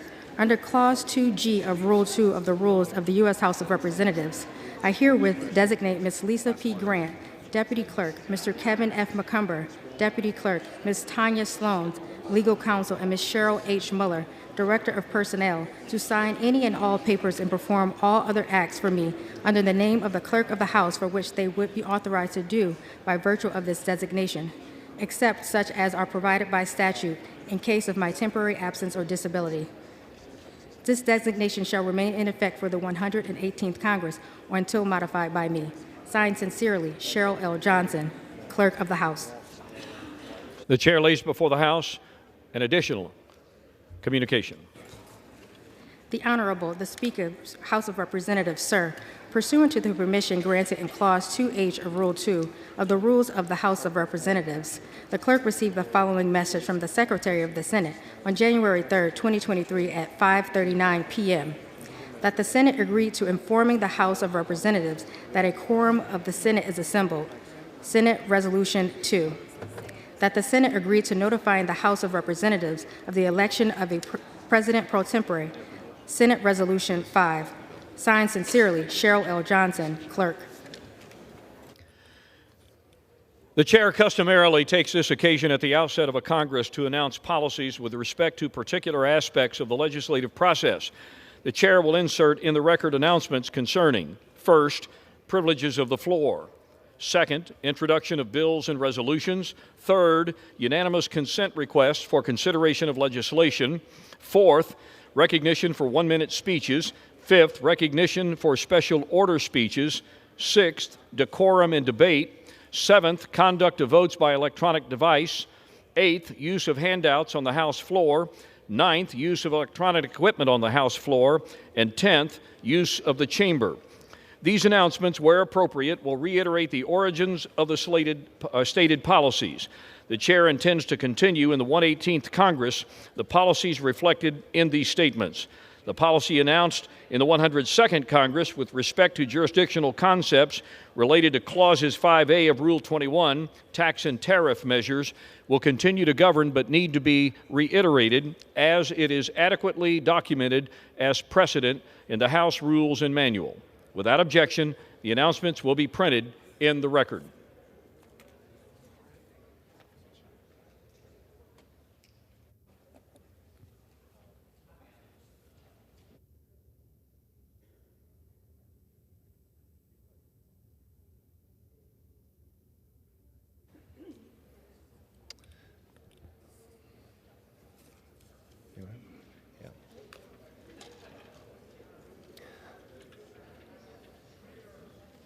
For what purpose does the gentleman from Nebraska, Mr. Smith, seek recognition?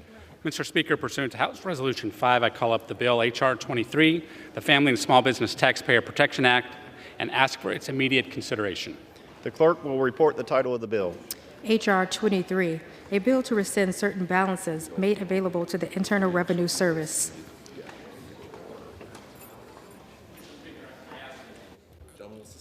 Gentlemen will suspend. Pursuant to House Resolution 5, the bill is considered read. The bill shall be debatable for 1 hour, equally divided and controlled by the Majority Leader and the Minority Leader, or their respective designees. The gentleman from Nebraska, Mr. Smith, and the gentleman from Massachusetts, Mr. Neal, will each control 30 minutes. The chair recognizes the gentleman from Nebraska, Mr. Smith.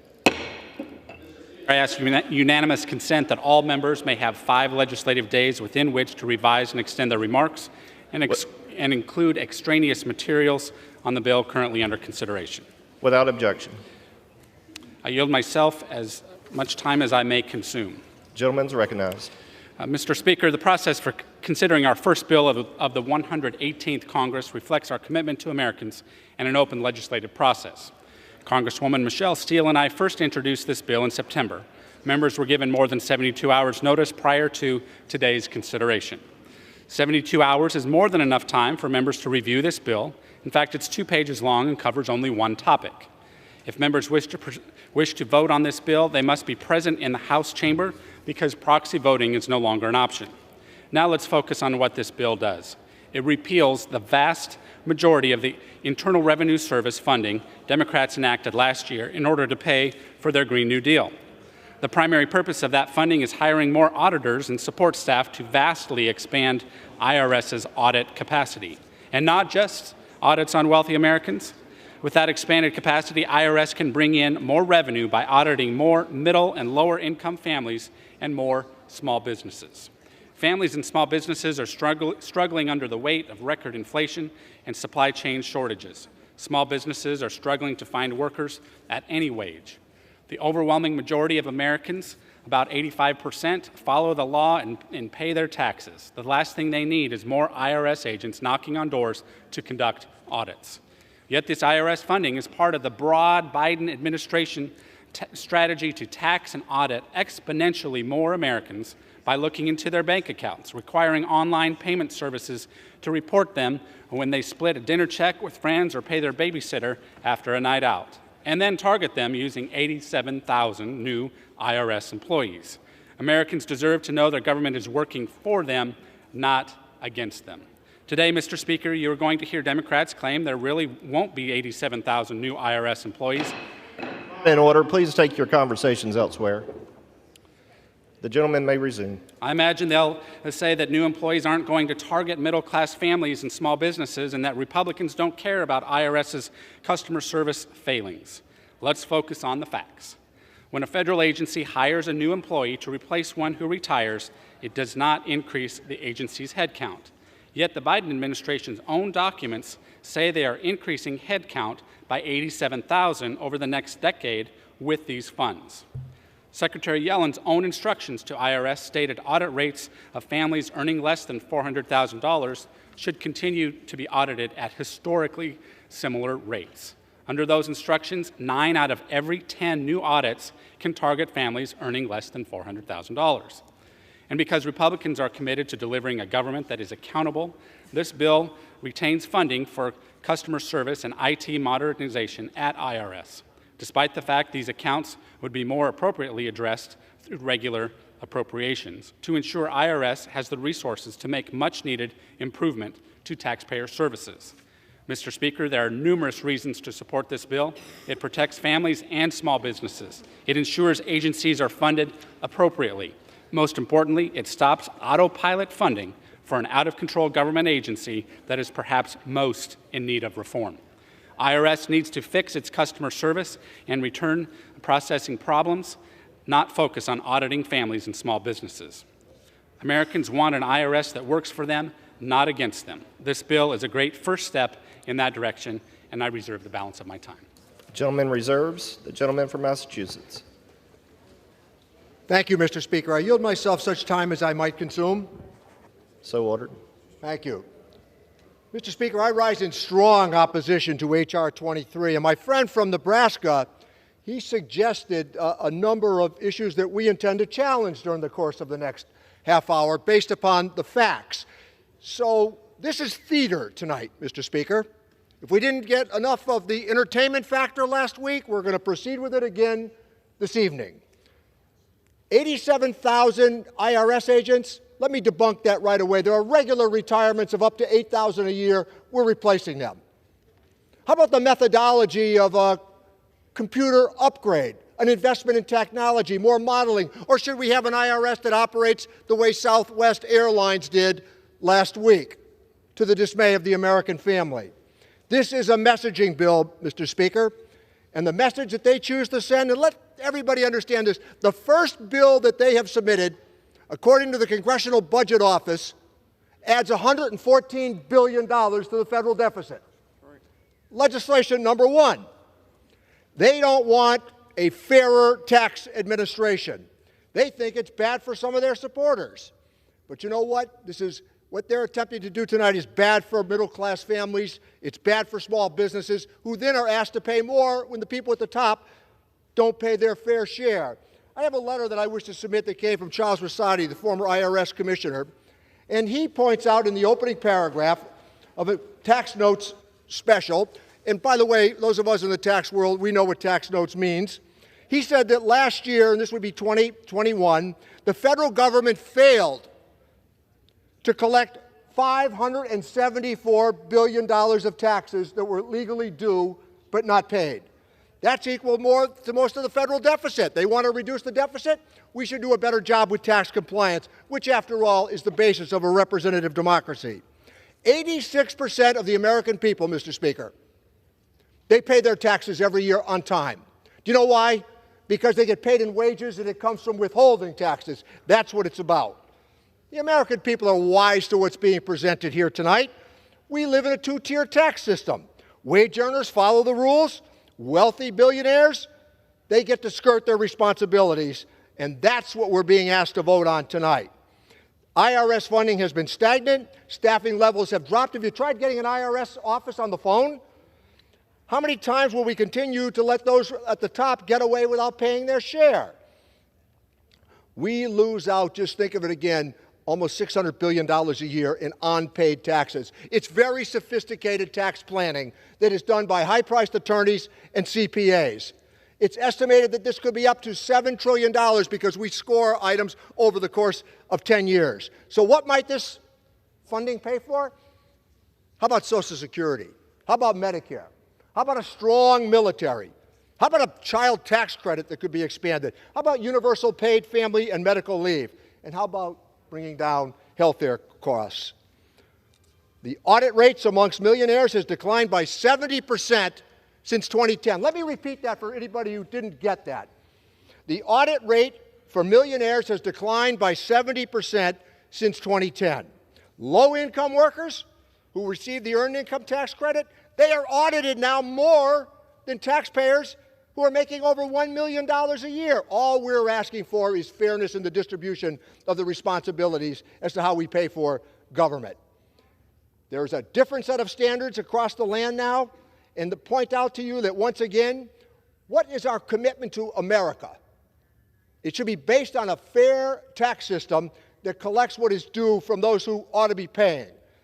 The former IRS commissioner, a Republican, Charles Rettig, he pointed out that he was fully in support of the legislation that we were offering because the IRS is continually outmaneuvered and outgunned by sophisticated efforts from tax lawyers and CPAs. We have to put American families over the politics and the distribution of theater that we're witnessing tonight. see through this legislation and vote no. I reserve the balance of my time, Mr. Speaker. The request will be granted without objection. The gentleman reserves. The gentleman from Nebraska. Mr. Speaker, I ask for unanimous consent to submit an excerpt from the 2021 Biden administration proposal called the American Families Plan Tax Compliance Agenda that asks for $80 billion in IRS funding and clearly shows a plan for 86,852 new hires. Without objection. Thank you.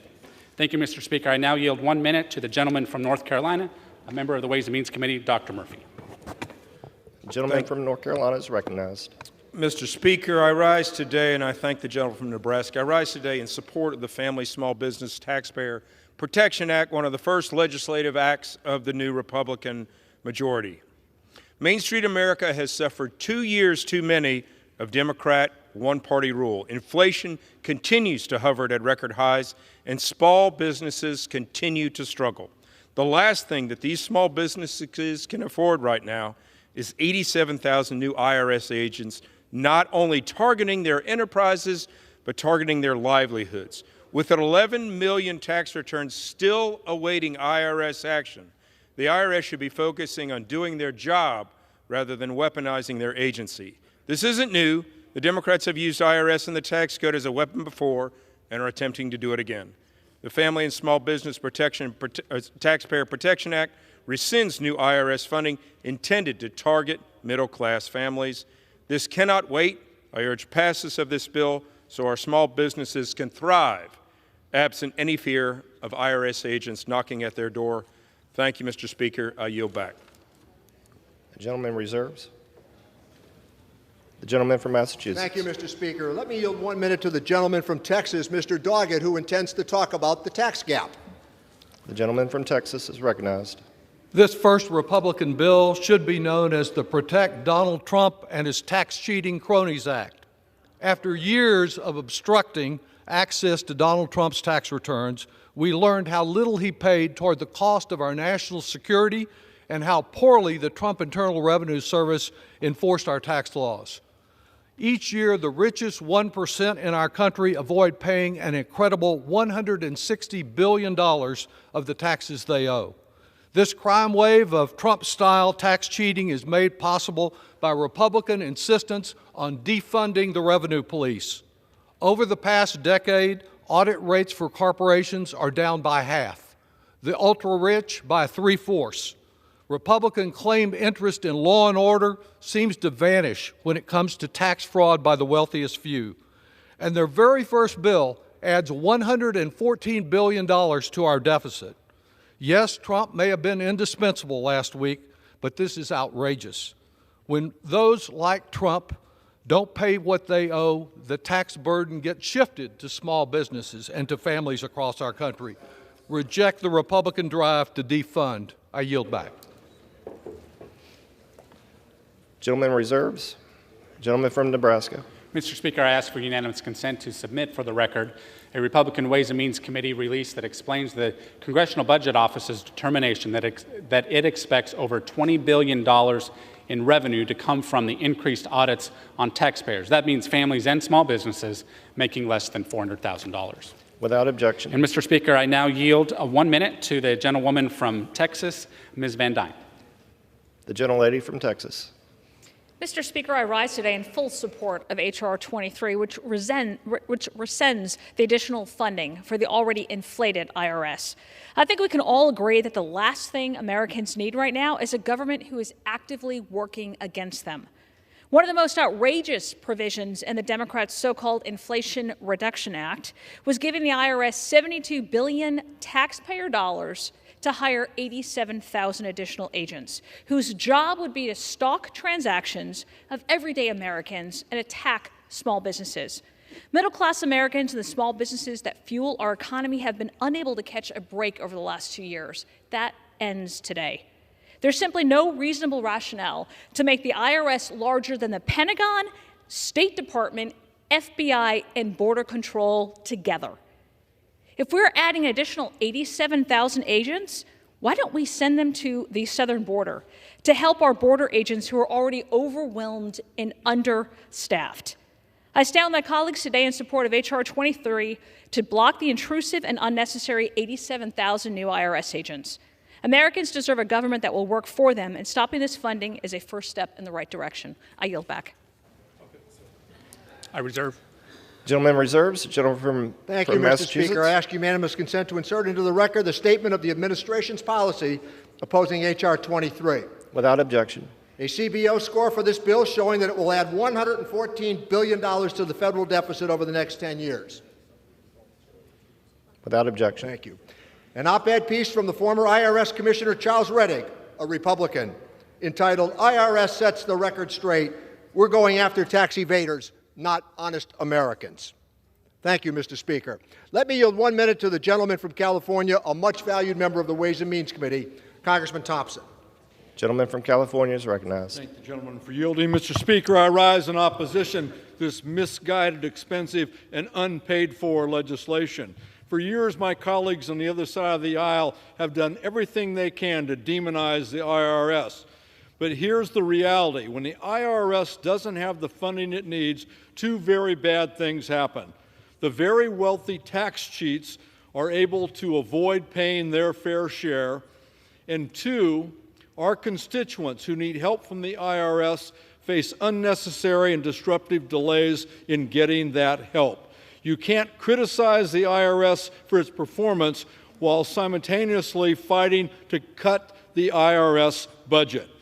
And despite what my colleagues on the other side of the aisle would lead you to believe, there aren't 87,000 stormtroopers funded in this bill that are going to bang down your door. That is pure and utter nonsense. Taxes are the price we pay to live in a civilized society. They're a fundamental part of our civic responsibility to one another. This bill is a bad idea, and I encourage all my colleagues to vote no. I yield back. Gentleman reserves. Gentleman from Nebraska. Mr. Speaker, I yield 1 minute to the gentleman from Kansas, Mr. Estes. Gentleman from Kansas is recognized. Mr. Speaker, I'm pleased today to rise in support of common sense legislation that puts the American people ahead of padding the coffers of the IRS. It wasn't long ago that Washington was under one-party rule. This chamber was recently under the leadership of the Democrat Party that worked to give D.C. bureaucrats more power and wanted to hire an army of IRS agents to harass and audit my constituents while ignoring the need for more border agents to address the crisis at our southern border. Congressman Smith's legislation eliminates the devastating IRS provision that Democrats snuck into their so-called Inflation Reduction Act by rescinding the funding to this D.C. agency. The facts are that middle and lower income people are audited more by IRS agents by design of the IRS. The Kansans I represent need relief from high gas prices and rampant inflation caused by the current administration and one-party rule. My constituents don't need a supercharged IRS that will investigate their transaction between friends and sick 87,000 new agents on them. The bill, as the first bill that the new Congress addresses, puts our priorities on full display. Republicans are ready to restore our nation and hold our government accountable. With that, I yield back. Gentleman reserves. Gentleman from Massachusetts. Mr. Speaker, I want to thank the gentleman from Kansas, my friend. He just pointed out that the people at the bottom are audited more than the people at the top. That's precisely the point that we're attempting to make here during the course of the next few minutes. So with that, let me recognize the distinguished gentleman from Maryland, the former Majority Leader, Mr. Hoyer, for 1 minute. The gentleman from Maryland. I thank the gentleman for yielding and adopt all the remarks he made in his opening statement. This debate about IRS lends itself to being the most dishonest, demagogic rhetoric that I see in the Congress at any point in time. I rise as the former chairman of the Treasury Postal Committee, now the Financial Services and General Government Committee, to which I will return, having left the Majority Leader's spot. This bill is a bad bill. Every small American taxpayer ought to be for this bill, because this bill will make sure that others pay their fair share as they do. That's the issue. They're paying their fair share, as the chairman noted, because we take it out of their salary. But the people who get it through dividends and capital gains, et cetera, they've got the lawyers, the accountants, and the people who can tell them how not to pay their fair share. This is a bill against small business. This is a bill against Gentleman's the small time has taxpayer. expired. This is against paying your fair share. Gentleman reserves. Gentleman from Nebraska. Mr. Speaker, I ask for unanimous consent to submit for the record a Republican Ways and Means Committee release explaining that Senate Democrats voted down an amendment that would prevent increased audits on taxpayers making less than $400,000 a year, and House Democrats refused to take up a bill that would do the same. Without objection. Mr. Speaker, I yield 3 minutes to the gentleman from Missouri, Mr. Smith. Gentleman from Missouri. Thank you, Mr. Speaker. I thank the gentleman from Nebraska. House Republicans made a promise to the American people to fight for working-class families. And we made a promise that our first order of business under a new Republican majority would be repeal the $80 billion Democrats gave the IRS to hire 87,000 new agents to target American working-class families. We are delivering on that promise today. This bill rescinds the IRS funds in the Inflation Reduction Act, a law that does nothing to combat inflation, but everything to empower an agency that has targeted Americans. They've leaked taxpayer information, and under the Biden administration, they threaten to snoop into the bank accounts of millions of middle-class families. We know this because President Biden wrote such a proposal into his first budget as part of his agenda to expand the power of the IRS and shovel billions more to this troubled agency. At that time, we asked the Joint Committee on Taxation how many Americans might be subject to such a scheme to spy into the bank accounts. The JCT said up to 134 million taxpayers could be targeted. So much for just going after the millionaires and the billionaires that our Democrat colleagues like to talk about. And while the Biden administration, including Treasury Secretary Yellen, has tried to dismiss concerns over how middle-class Americans would be targeted by the IRS under the Democrats' $80 billion infusion of cash, the Congressional Budget Office has affirmed that undoubtedly families making less than $400,000 per year would be subjected to increased enforcement and, yes, audits by the IRS. But of course, this would be the case when you realize that more than half of the $80 billion Democrats gave the IRS is earmarked for enforcement. The IRS does not need a raise. It needs a reckoning. And what starts today with rescinding this $80 billion continues through rigorous IRS oversight that Democrats ignored under the one-party rule. Taxpayers deserve true oversight for an agency that leaked the tax returns of thousands of American taxpayers at the same time the White House was calling for tax increases on those individuals. We are talking about an agency with a history of targeting conservatives, with woefully underperforming customer service, and whose own commissioner under Obama called this $80 billion more than 3 times the amount of money the agency actually needed. House Republicans are ready to provide oversight and accountability, and that starts today with ending this $80 billion pay raise. I yield back. Reserve.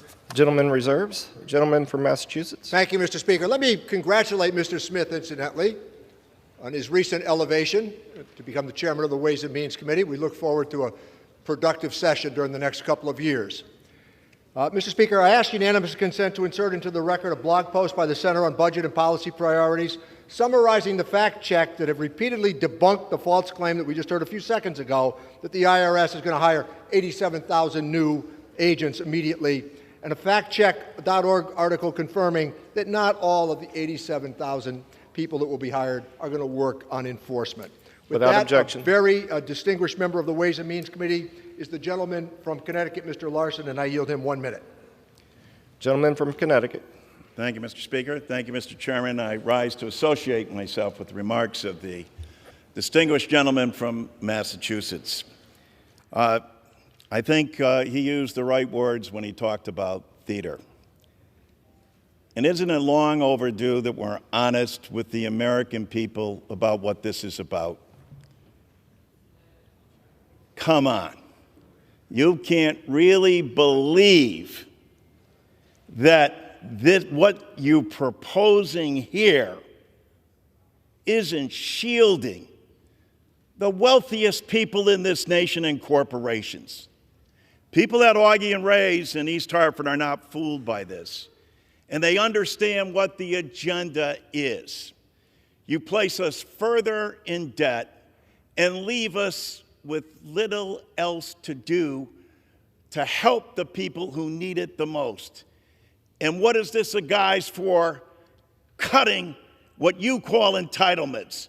What people in Augie and Ray's know are earned benefits that they pay for every single week out of their paycheck, where they pay their taxes. Gentleman's time has expired. Gentleman's time has expired. And a reminder to direct your comments to the Speaker. Gentleman reserves. Gentleman from Nebraska.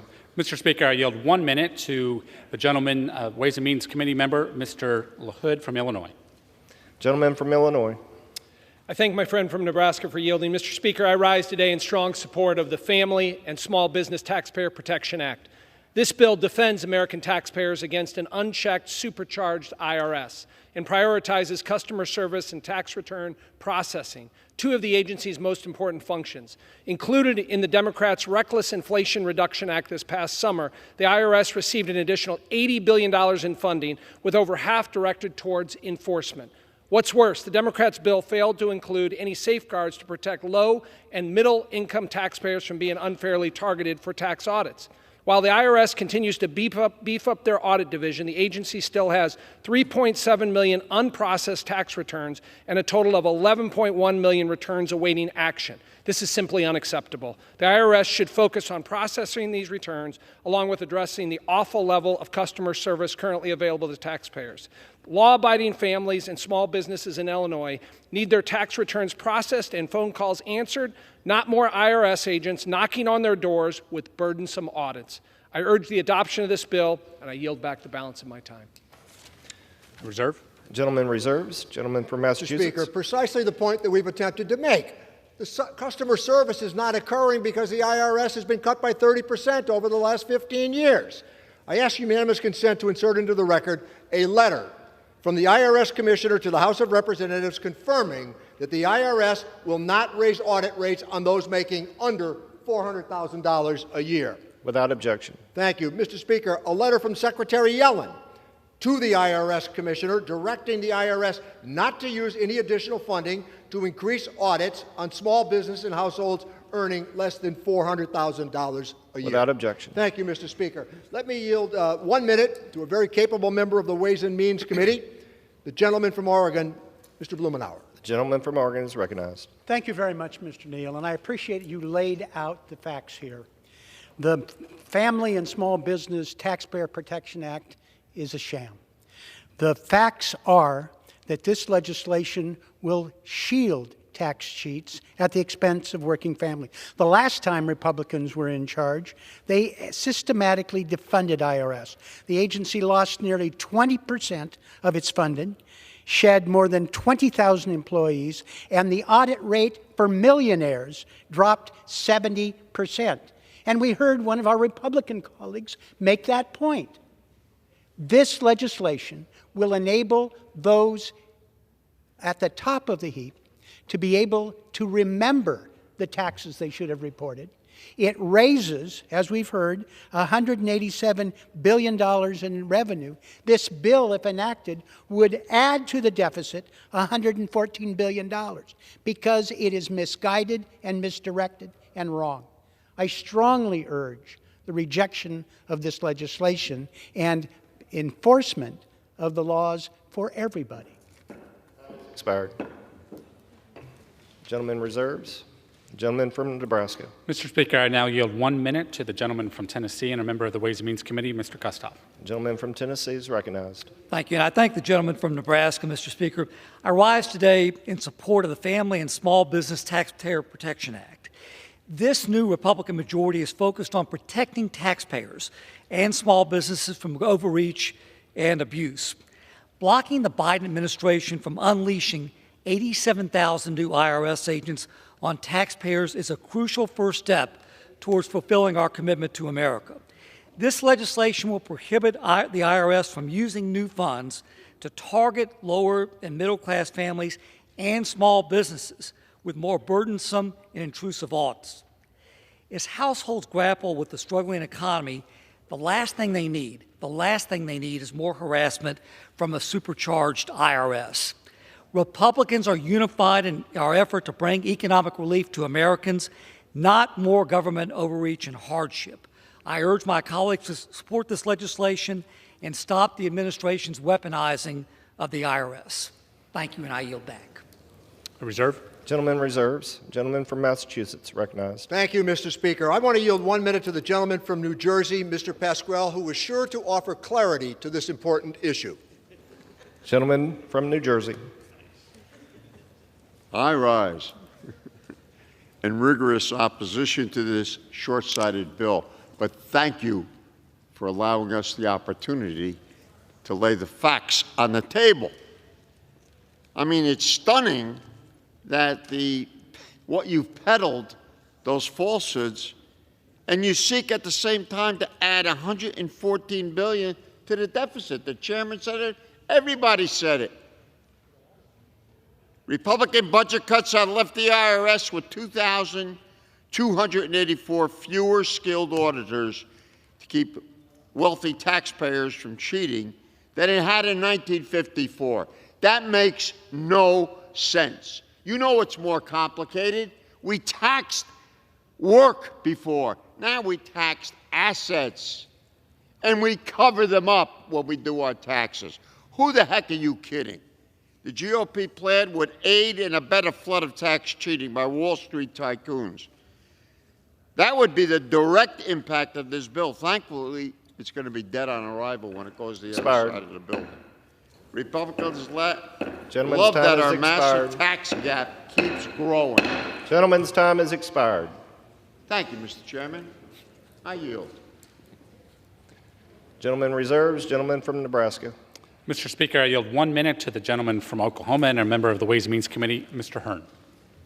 Gentleman from Oklahoma. Mr. Speaker, I'd like to thank my colleague from Nebraska for yielding time. Mr. Speaker, on March 1st, 2022, President Biden made a promise to the American people during the State of the Union address before a joint session of Congress. I was sitting in this room as the President stated, in quote, "Under my plan, nobody earning less than $400,000 a year will pay an additional penny in new taxes. Nobody," end quote.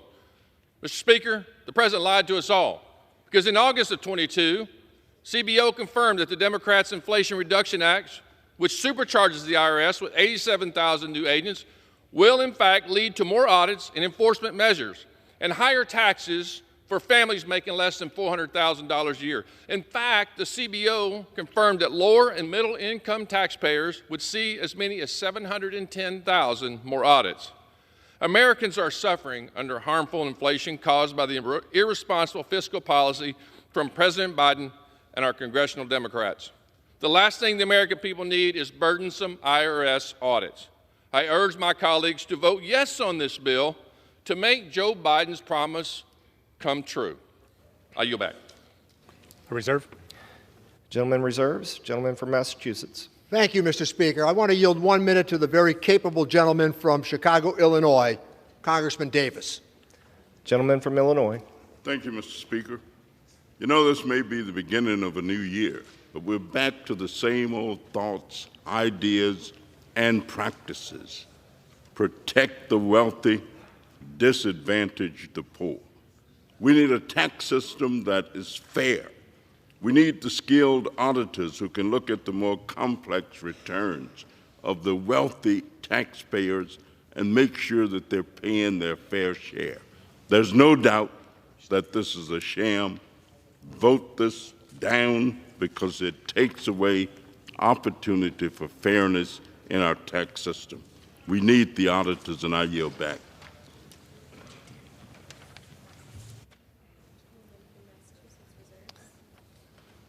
The gentleman from Massachusetts reserves. Gentleman from Nebraska. Mr. Speaker, very briefly, I want to point out that the Biden administration is not giving us all of the information. Secretary Yellen said that the IRS will not raise audit rates for taxpayers making less than $400,000, quote, relative to historic levels. What does historic levels really mean? I ask for unanimous consent for the record to submit a CBO blog post from 2021 examining the Biden administration's $80 billion proposal and stating that it would, quote, would return audit rates to the levels of about 10 years ago, end quote, and that the, quote, the rate would rise for all taxpayers, end quote. Without objection. Mr. Speaker, I now yield 1 minute to the gentlewoman from West Virginia and a member of the Ways and Means Committee, Ms. Miller. Thank you, Mr. Gentlelady Speaker. from West Virginia is and recognized. I thank the gentleman from Nebraska. I rise in support of the Family and Small Business Taxpayer Protection Act. The last 2 years under Democrat rule have resulted in terrible policies and more unnecessary taxes for the American people. Americans have been feeling the weight of destructive policies since their first day in power, and now it's time for our Republican majority to fix this mess. The pressure on American taxpayers has continued to increase since the passage of the so-called Inflation Reduction Act, when they gave $80 billion of new funding for the IRS to hire the 87,000 new agents to needlessly audit families and small businesses who are forced to fund the out-of-control spending and misguided Green New Deal priorities. How do more audits and scrutiny from the IRS benefit hardworking Americans? Liberals in Congress chose to target American taxpayers by supercharging the IRS, which solely focuses on auditing the hardworking Americans who already pay more than their fair share. This is unacceptable and must be reversed. Through the Inflation Reduction Act, Democrats used the tools of the IRS as a means to increase reckless spending. I yield back. I reserve. Gentleman reserves.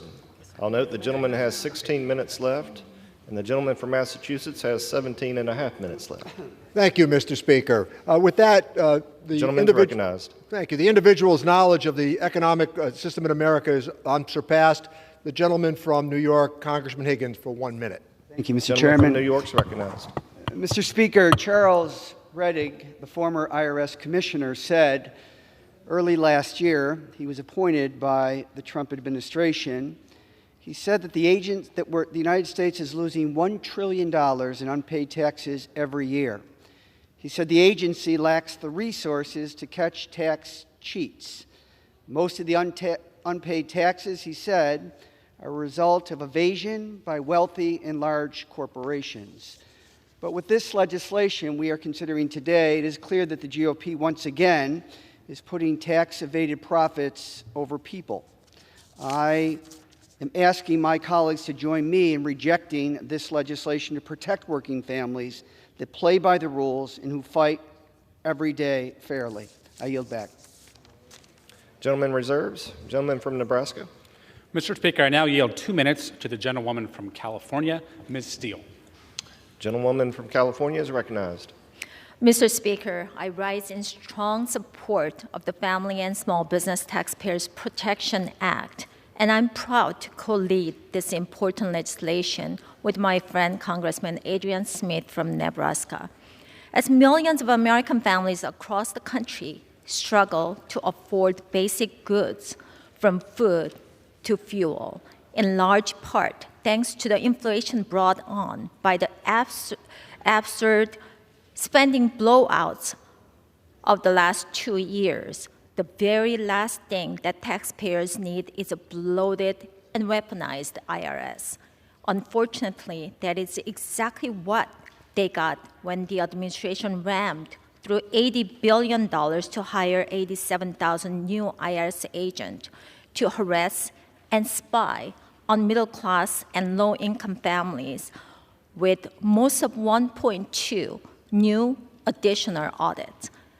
The agency needs reform and modernization, but that's not what these bills and taxpayers' dollars did. Of the $80 billion, only $3.2 billion was set aside for taxpayer services. Meanwhile, new audits and enforcement got $45 billion. The IRS's job is to serve taxpayers, not target them.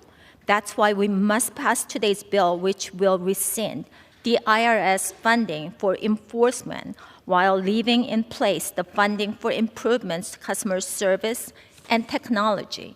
Californians and all Americans deserve an accountable government and strong economy. An accountable government is one of the serve its citizens, not one that empowers bureaucrats to target taxpayers. And we will never build an economy that is strong by weaponizing government agencies to cripple small businesses and employers. I urge all my colleagues to support an accountable government and a strong economy to vote yes on this legislation to empower American families, support small businesses, and protect taxpayers. Gentlelady's time has Thank you, expired. and I yield back. Gentleman reserves. Gentleman from Massachusetts recognized. Thank you, Mr. Speaker. The challenge that was offered by the gentlelady from California is as simple as this. We're weaponizing billionaires not to pay their fair share. That's what's happening. What we're asking here is the simplicity of allowing people at the very top to pay their fair share. I want to recognize the very capable gentlelady from Alabama, Congressman Sewell, a valued member of the Ways and Means Committee. Gentlelady from Alabama is recognized. Mr. Speaker, I rise For how to... much? Pardon me. For how much time is the gentlelady recognized? I'm sorry, Mr. Speaker, 1 minute. Thank you. Thank you. Gentlelady is recognized. Mr. Speaker, I rise to speak against H.R. 23. The funding provided through the Inflation Reduction Act is an important step to address the lack of resources for the IRS so that they can do their job. How many of us have called the IRS and been on the phone waiting for hours only to be told that you were being transferred to yet another department and also continue to be waiting? Over the past year, the IRS has already been cut by 15%, and more cuts means more delays and lack of services for our constituents. As Representative Neal said, the IRS failed to collect over $500 trillion last year alone because of lack of resources, lack of compliance, and targeting of those people who are less fortunate through the EIT compliance. They have been hurt. Mr. Speaker, this is about tax compliance. This is also about racial equity and fairness. Historically, African Americans have been disproportionately audited by the IRS due to their claims of EIT. I ask for fairness and equity in this and ask my colleagues to vote no against this bill. Gentleman reserves. Gentleman from Nebraska. Mr. Speaker, I now yield 1 minute to the gentleman from Utah, Mr. Moore. Thank you, Mr. Speaker. Gentleman is recognized. Thank you, Mr. Speaker. Today we begin the work to reform our government to work better for the American people and not against them. So what do I mean by that? The last 2 years, Democrats have had control of the White House, House, and Senate, and they have passed and attempted historic spending provisions. But in order to do that, you have to raise revenue. And this bill became a ploy to leverage the IRS to be able to essentially do that without directly raising taxes. That's what we're talking about here. I represent thousands of IRS employees. They're some of the best, most hardworking people in my entire district. And as I talk to them, they care about two major things: customer service, and the technology needs to be improved. And that's what I love about this bill, because that keeps that in here, and we actually want to focus our spending to be able to directly support them. And so as we put forth this bill, we are sincerely trying to take what all of our constituents have been saying. We need the IRS to have more support on customer service and technology, and that's why I urge everybody to vote yes on this bill. Thank you. I yield back. Gentleman reserves. Gentleman from Massachusetts is recognized. Thank you, Mr. Speaker. Again, a very capable member of the Ways and Means Committee is the gentlelady from California, Congresswoman Chu, who I recognize for 1 minute. Gentlelady from California is recognized. I rise in strong opposition to this bill. It is telling that the very first bill that the new Republican majority brought to the floor aims to protect wealthy tax cheats from following the law. For a decade, Republicans succeeded in stripping the IRS of the resources it needs to serve the American people. And the result has been frustrating and harmful to workers and families But it's certainly fantastic for wealthy tax cheats who unfairly kept up to $1 trillion from the IRS every year. Congressional Democrats reversed this trend when we passed the Inflation Reduction Act.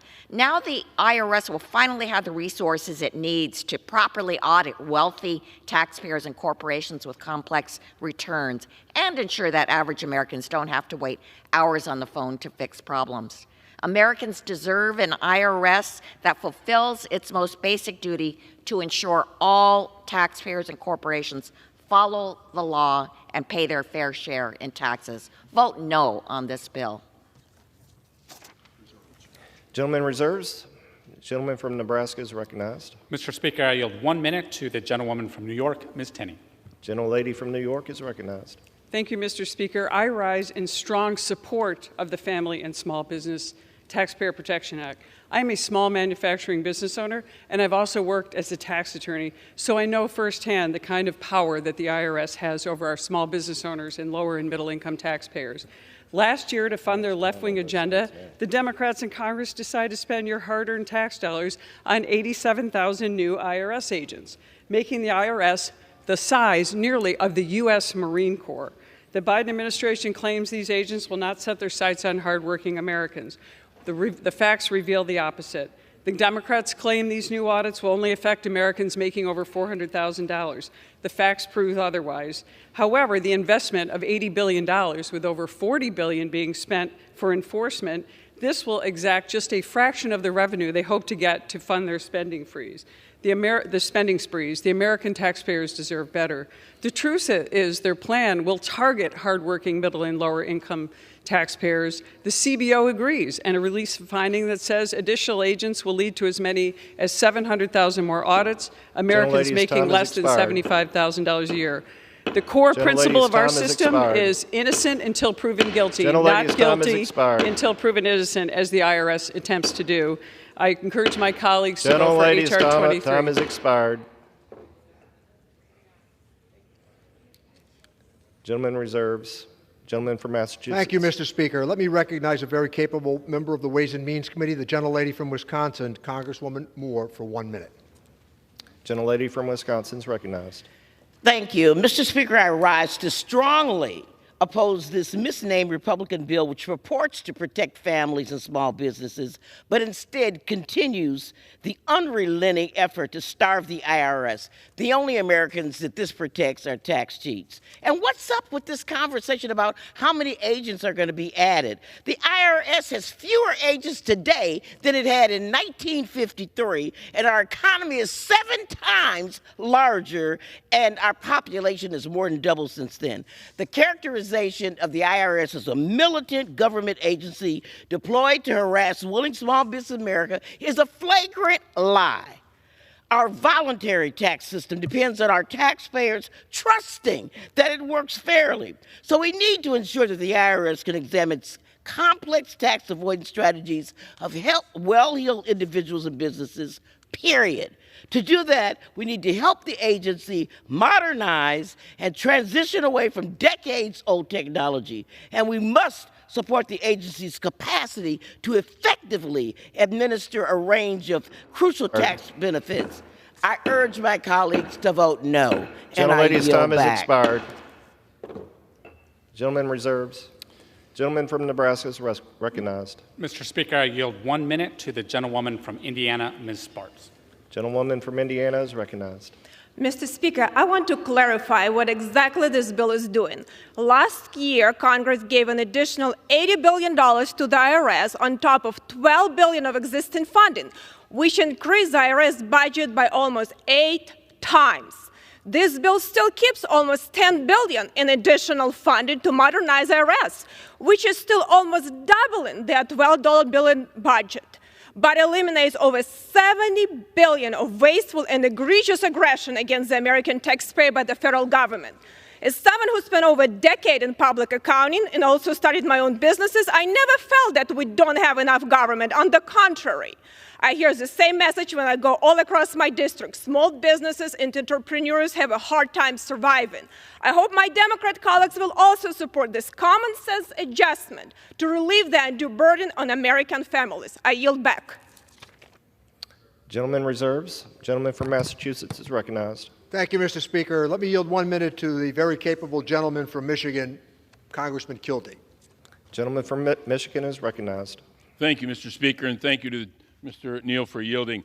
The Inflation Reduction Act was a huge step toward lowering health care costs and energy costs for families all across the country, creating jobs in my home state of Michigan. It was fully paid for, making sure the biggest corporations and the wealthiest individuals paid their fair share in taxes. This funding for the Internal Revenue Service helps ensure that it has the resources to go after those wealthy taxpayers that are avoiding paying their fair share. It's simply not fair that billionaires like Elon Musk and massive companies like Amazon have paid less in federal income taxes some years than a Bay City teacher, a Saginaw nurse, or a Midland factory worker. Further, the Inflation Reduction Act is helping to fight inflation, bringing down costs for Americans. With this bill, Republicans are trying to roll back these efforts to fight inflation. So a vote against the motion to recommit that I'll offer is a vote against the Inflation Reduction Act.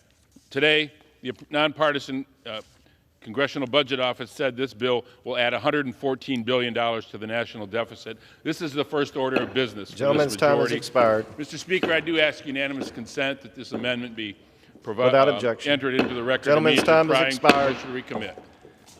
Gentleman reserves. The gentleman from Nebraska is recognized.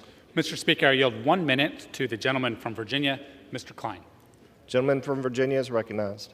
Thank you, Mr. Speaker. It's a bright new day. Today we begin to deliver real results for the American people by passing legislation to block the Biden administration from unleashing 87,000 new bureaucrats and agents at the IRS on families and small businesses. Last Congress, Democrats voted to supercharge the IRS with $80 billion of taxpayer money focused on IRS enforcement and hiring more auditors to squeeze taxpayers. And it's not just wealthy Americans. With that expanded audit capacity, the IRS can squeeze more money out of middle and lower income families and small businesses as well. The Democrats' American Rescue Plan called for the IRS to require payment apps like Venmo and PayPal to report Americans who made over $600 in transactions. Imagine what 87,000 new agents will do. Republicans want an IRS that works for taxpayers, not targets them. That's why this bill leaves in place the IRS funding for improvements to customer service and technology. Because Americans demand and deserve a government that's accountable not to the powerful but to the people, repealing funding for Biden's army of auditors is a great first step in the right direction. I yield back. Gentleman reserves. Gentleman from Massachusetts is recognized. Thank you, Mr. Speaker. Let me yield 1 minute to the gentleman from Virginia, a very successful businessman and entrepreneur, Congressman Beyer, for 1 minute. Gentleman from Virginia is recognized. Thank you, Mr. Speaker. Mr. Speaker, I rise in opposition to this absurd legislation. The bill before us will cut the necessary investments to make the IRS more responsive to regular people, improve customer service, and work through the IRS backlog. And in exchange for making the IRS less responsive to the people, the bill is going to add $114 billion to the deficit, according to the CBO. And why? My Republican friends want us to believe that a horde of 87,000 armed federal agents are ready to kick in your doors for tax enforcement. This is a total nonsense, a fantasy, a fabrication that has been fact-checked over and over again and always found false. The real reason passing this bill is to protect wealthy tax cheats like the former president from having their tax returns scrutinized. The richest 1% avoid paying $100 billion every year because we don't fund the IRS. Republicans' first priority is to help the very rich tax evaders at the expense of their own regular American constituents. I urge you to vote against this misguided legislation and yield back the balance of my time. Gentleman reserves. Gentleman from Nebraska is recognized. Mr. Speaker, may I inquire how much time we have remaining? The gentleman from Nebraska has 10 minutes remaining. Thank you, Mr. The Speaker. gentleman from Massachusetts has 11 minutes remaining. Gentleman from Nebraska. Mr. Speaker, I now yield 1.5 minutes to the gentleman from Pennsylvania, Mr. Muser. Gentleman from Pennsylvania is recognized. Thank you. I thank my friend from Nebraska. The idea, Mr. Speaker, of hiring 87,000 new IRS agents to close the tax gap is misguided. I served as Revenue Secretary for the great Commonwealth of Pennsylvania. We did, in fact, close the tax gap through what proved to be very effective measures. These included improving IT systems and processes which truly determined tax evasion from tax avoidance, largely taking the easy approach of hiring 87,000 new agents, doubling the size of the IRS, I don't know who thinks that's a good idea, does not improve the quality of information used to accomplish the goal of collecting all tax revenues that are due. It will only increase the number of audits, most often on innocent small businesses and individuals. As well, the CBO projection of $186 billion of increased revenue was established before the administration said that only those above $400,000 in income will be audited. Currently, nearly 90% of the audits are conducted on small businesses and those making less than $400,000. So how can you make a projection when your targeted audience is reduced by 90%? This is an absolutely flawed plan that will do nothing but increase the size of government, increase audits on law-abiding businesses, and fail to achieve its intended results. It's big government at its worst. According to the CBO, the hiring of these new IRS agents will also cause audit rates to rise on all taxpayers. A bipartisan analysis found that this increase in funding would result in 1.2 million more audits. 700,000 of them will target taxpayers making $75,000 or less. The new IRS agents will not be targeting wealthy tax cheats as the claim. Gentleman's time has expired. Everyday Americans. Gentleman's time has expired. Gentleman reserves. Thank you, Mr. Speaker. Let me recognize a very distinguished member of the Ways and Means Committee, the gentleman from Philadelphia, Congressman Evans, for 1 minute. Thank you, Mr. Chairman. Gentleman from Pennsylvania is recognized. Mr. Speaker, I rise today in strong opposition to this legislation that will cut major investment in IRS, will help American taxpayers receiving benefits earn their benefits. It's important. This Tax Cheat Act gutting the IRS funding to protect American Republicans, wealthy and corporate investors. It is important to understand that I urge my colleagues to reject the Republican tax cheat. It is important that this is politics above people. The reality is this is not about people. This is really all about politics. And I thank the chairman who's led this effort throughout the Ways and Means Committee and the importance of the investment in IRS. And I say to you, I stand today and I encourage people to say no. Thank you, Mr. Chairman. Gentleman reserves. The gentleman from Nebraska is recognized. Mr. Speaker, I now yield 1 minute to the gentleman from Wisconsin, Mr. Grothman. Gentleman from Wisconsin is recognized. Well, I have a very high opinion of the gentleman from Massachusetts. But what scares me on this bill are the numbers. Okay, right now the IRS has about 78,000 employees, of which about 10,000 are what they describe as agents. It's not surprising that it's less than you had in 1954, because in 1954 everything was computerized, right? Or nothing was computerized. Now the 1099s, the W-2s, they come in and automatically the computers show whether they're on your return or not, and if they're not on the return, you get a letter from the IRS saying you owe X and X amount of money. But now we're going in one bill from 78,000 employees, adding additional 83,000.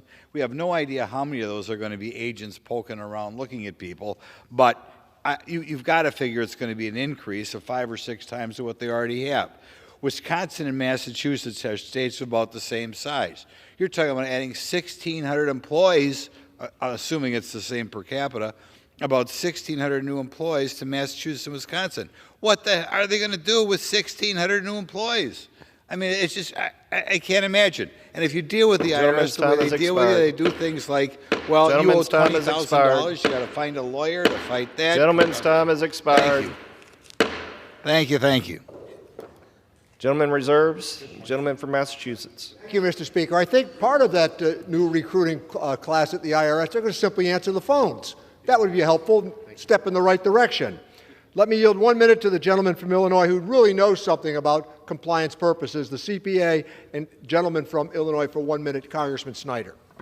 Gentleman from Illinois is recognized. Mr. Speaker, I rise today to urge my colleagues to oppose this bill because it not only increases our national deficit by $114 billion, but it does so by helping the wealthiest avoid paying taxes and transfers that burden onto the backs of hardworking Americans and small businesses who follow the law and pay their taxes on time.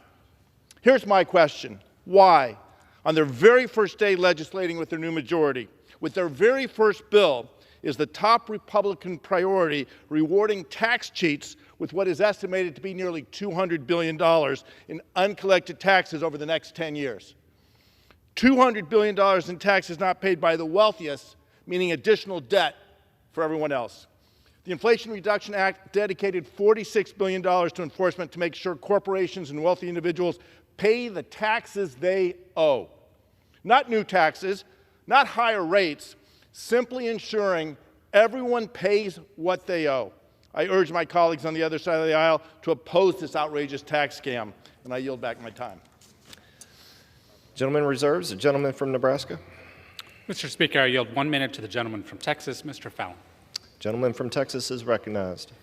Thank you, Mr. Speaker. I rise to speak in favor of H.R. 23, which would defund the $80 billion from the Inflation Reduction Act, or as I call it, the Inflation Enhancement Act. Thereby, we need to defund the hiring of 87,000 new IRS agents, which would, in effect, double the agency. Nary A1. Now, one of my constituents has asked to hire 87,000 new Border Patrol or IRS agents, but they have asked me, in fact, countless have asked, can we hire 87,000 new Border Patrol agents, Pat?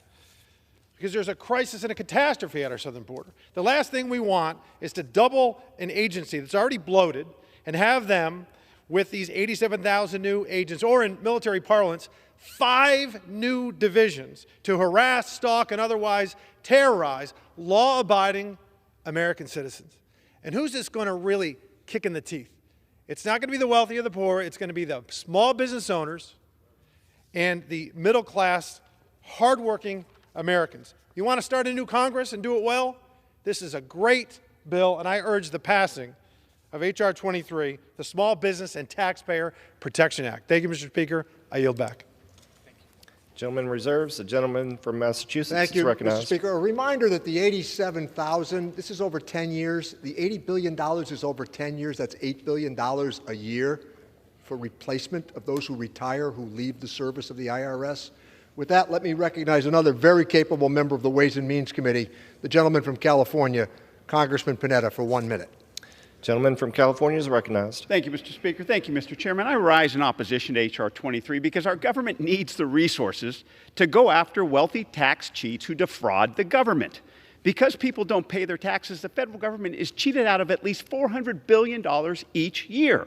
In fact, President Trump's IRS commissioner said that that number could be as high as $1 trillion every year.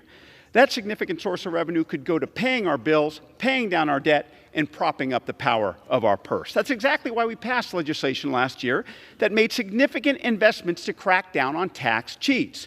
Now, that funding will not be used for families or small business making less than $400,000. Instead, it will be used to go after those who have the wealth to pay their taxes but don't, or those who can pay for armies of accountants to get out of paying for what they should.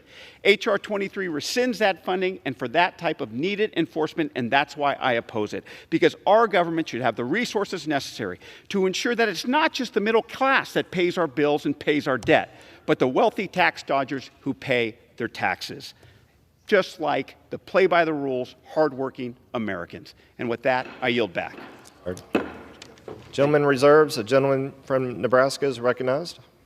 I ask for unanimous consent to submit for the record a CBO post from 2021 examining the Biden administration's $80 billion proposal and stating that CBO projects the proposal would make the IRS's budget more than 90% larger than it is in CBO's July 2021 baseline projections and would more than double the IRS's staffing. Without objection. I now yield 1 minute to the gentlewoman from New York, Ms. Maliotakis. Gentlelady from New York is recognized.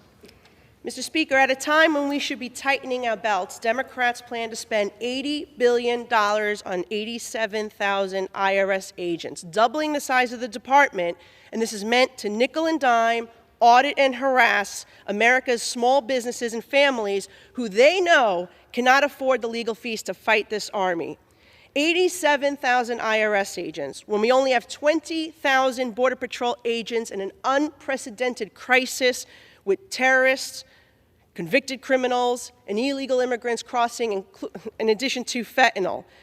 5,000, we only have 5,000 drug enforcement agents to stop traffickers who are peddling this poison to our kid, the #1 killer of young Americans. 87,000 IRS agents is more than twice the size of the FBI and more than the entire staff of the Department of Justice. We know that our colleagues on the other side love taxes. They love spending. They love big government, and they love bureaucracy. But the American people don't. And that is why we should be voting yes on this legislation today. Gentleman reserves. The gentleman from Massachusetts is recognized. Thank you, Mr. Speaker. I want to recognize the gentleman from California, Mr. Gomez, for 1 minute. Not only a very capable member of the committee, but last week, during those 4 days here of utter chaos, he carried that child around this chamber, and during those 4 days, I think the child grew by 2 inches. That's how long we were there. Gentleman from California is recognized. Thank you, Mr. Speaker. In 2017, Republicans handed out tax breaks for the largest corporations and the ultra-wealthy, including Donald Trump, who paid zero federal income tax in 2020 and left the presidency without a single audit. What we were trying to do was make it a fairer tax system where the ultra-wealthy were actually paying their fair share, which, as we saw through just the simple release of those tax returns for the President of the United States, that there were some years he paid zero, and he was less likely to be audited than somebody on the getting the earned income child tax credit. So this is something that we need to fight against. We want to make sure that our colleagues on the other side of the aisle understand that it's not just about the ultra wealthy; it's about working class Americans.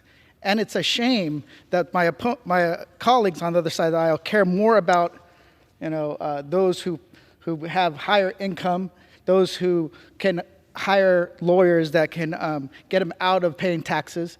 But we should really have a tax system that benefits everybody. With that, I yield back. The gentleman reserves with 7 minutes left. The gentleman from Nebraska has 5.5 minutes left. Gentleman from Nebraska is recognized. Mr. Speaker, I yield 1 minute to the gentlelady from Texas, Ms. De La Cruz. Gentlelady from Texas is recognized. Thank you, Mr. Speaker. I am proud to stand here today as a single mother and a small business owner in support of the Family and Small Business Taxpayer Protection Act. One of the most outrageous provisions in the Democrats' hyperpartisan Inflation Reduction Act was giving the IRS $72 billion to hire an additional 87,000 agents. Look, the hiring of 87,000 new IRS agents only squeezes American taxpayers, including small business owners like myself, the backbone of our communities. And my colleagues on the other side, let me tell you this. I live and work and now represent a border district that houses a border patrol sector. They need feet on the ground. They have the same amount of agents on the ground as compared to 3 years ago. Why are you fighting that hard for these agents? Now, the Biden administration will tell you that they've increased agents, but they've only increased agents in the processing and administration, which ultimately has led to the mental health deterioration. Gentlelady's time has expired. The American people deserve a government that works for them, not against them. Thank you. I yield back. Gentlelady's time's expired. Reminder for all members to direct their comments to the chair. Gentleman reserves. The gentleman from Massachusetts is recognized. Thank you, Mr. Speaker. With that, let me recognize the gentlelady from Texas for 1 minute, Ms. Jackson Lee. Gentlelady from Texas is recognized. Thank the chairman. Let me rename this legislation to the Billionaire Tax Cheats Happy Days Are Here Again, because that is simply what this bill is about. I know my constituents in one of the difficult districts in the nation, and I realize that small businesses in my district, those who are getting earned income tax credits, they want refunds, and they can't get it if the phones are not being answered and there are not enough staff to help them get the refunds that will help them propel their small business into the next year. And then, of course, Mr. Speaker, what about the lady who was trying to close a real estate deal, and there was no one at the office that created a $68,000 tax burden because the tax office was not available to assist? We need to provide those workers to help Americans, not to create tax cheats. This legislation is deserving of opposition because we as Democrats are trying to make the IRS work for working families, get their refunds, get their dollars, help them propel into the next year, and be better for the monies that they deserve to get back. Vote no on the underlying legislation. Gentleman reserves. Gentleman from Nebraska is recognized. Speaker, I yield 1 minute to the gentleman from New York, Mr. Lawler. Gentleman from New York is recognized. Thank you, Mr. Speaker. Only in Washington can one defend doubling the size of the IRS and spending $80 billion to hire 87,000 new IRS agents. According to my friends across the aisle, that's a good thing because the billionaires and the millionaires don't pay their fair share. Yet, according to the IRS, the top 25% of income earners pay 89% of all income taxes. Does anyone really believe that the 87,000 new IRS agents and employees are going to really stop there? Of course not. How else will the Democrats fund their out-of-control and reckless spending? There aren't enough billionaires and millionaires in the United States to pay for it.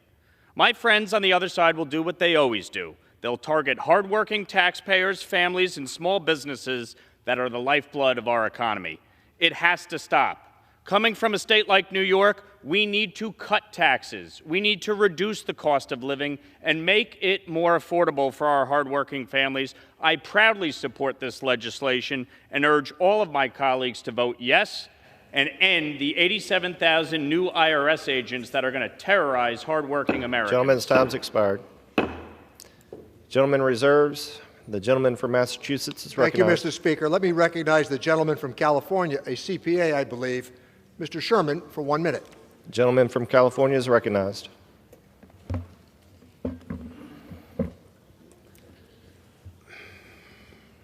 For 3 days and 3 long nights, every class of Republican came to this floor to argue about which of them hated the national debt more, and now as the first thing, they bring forth a bill that will increase the national debt by $1.6 trillion, according to 6 bipartisan secretaries of the Treasury. Working people can't evade taxes. They get W-2s and 1099s. Republicans support this bill because every time a billionaire successfully cheats on his taxes, a member of the Freedom Caucus earns his wings.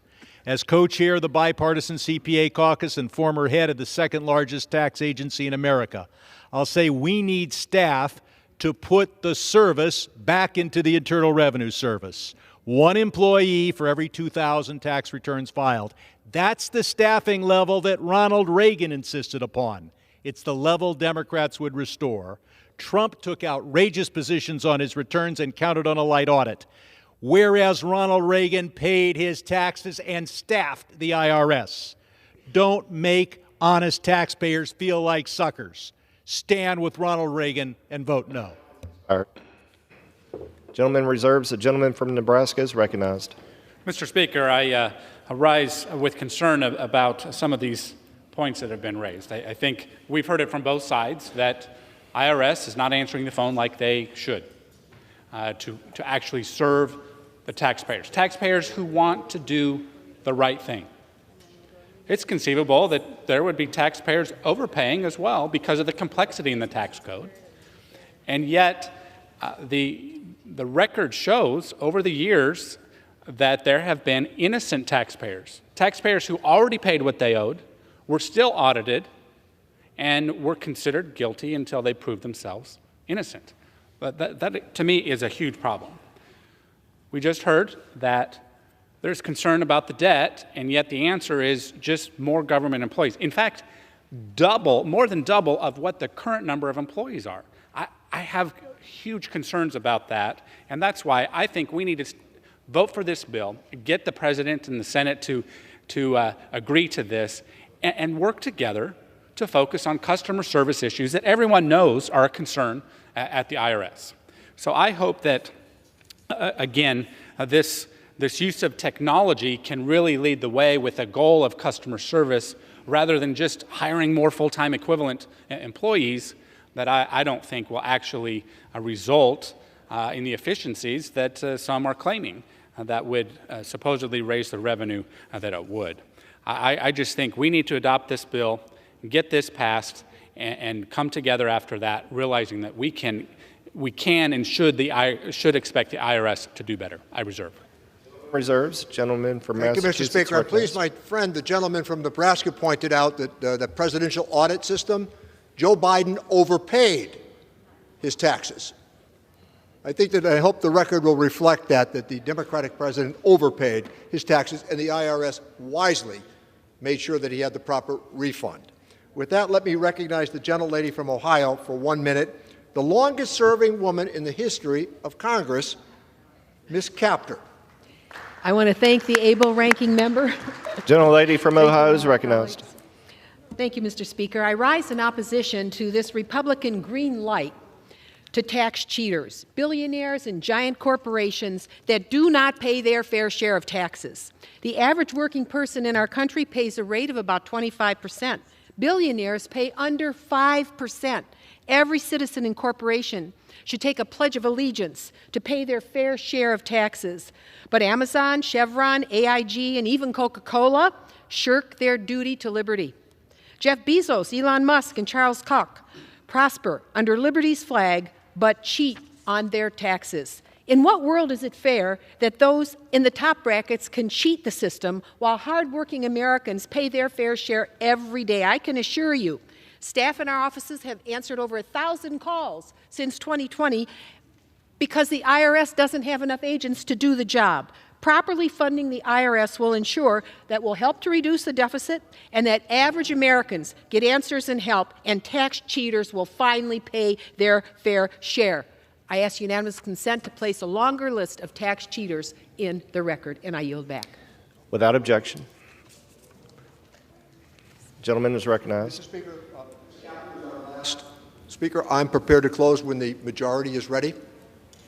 And Mr. Speaker, Gentleman reserves. The gentleman from Nebraska. I'm prepared to, I reserve, but I'm prepared to close as well. The gentleman from Massachusetts is recognized. Thank you, Mr. Speaker. This has been an edifying debate. But as Harry Truman noted, let's just talk about the facts. Let's debunk the argument that we're hiring 87,000 armed IRS agents to go knocking on doors in the middle of the night. This is a substantial investment in technology. This is a substantial investment in customer service. And yes, the $80 billion is over 10 years. That's $8 billion a year to improve customer service. That's what we're talking about. At least 8,000 agents retire from the IRS every year.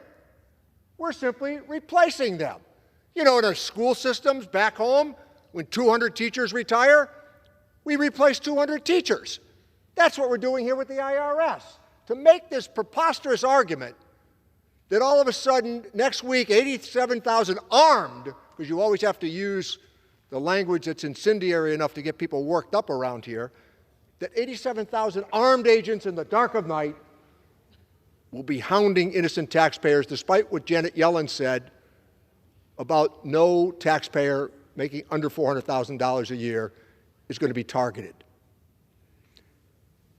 Mr. Rosati, the IRS commissioner, not me, he said at least $574 billion a year goes uncollected, a Democrat.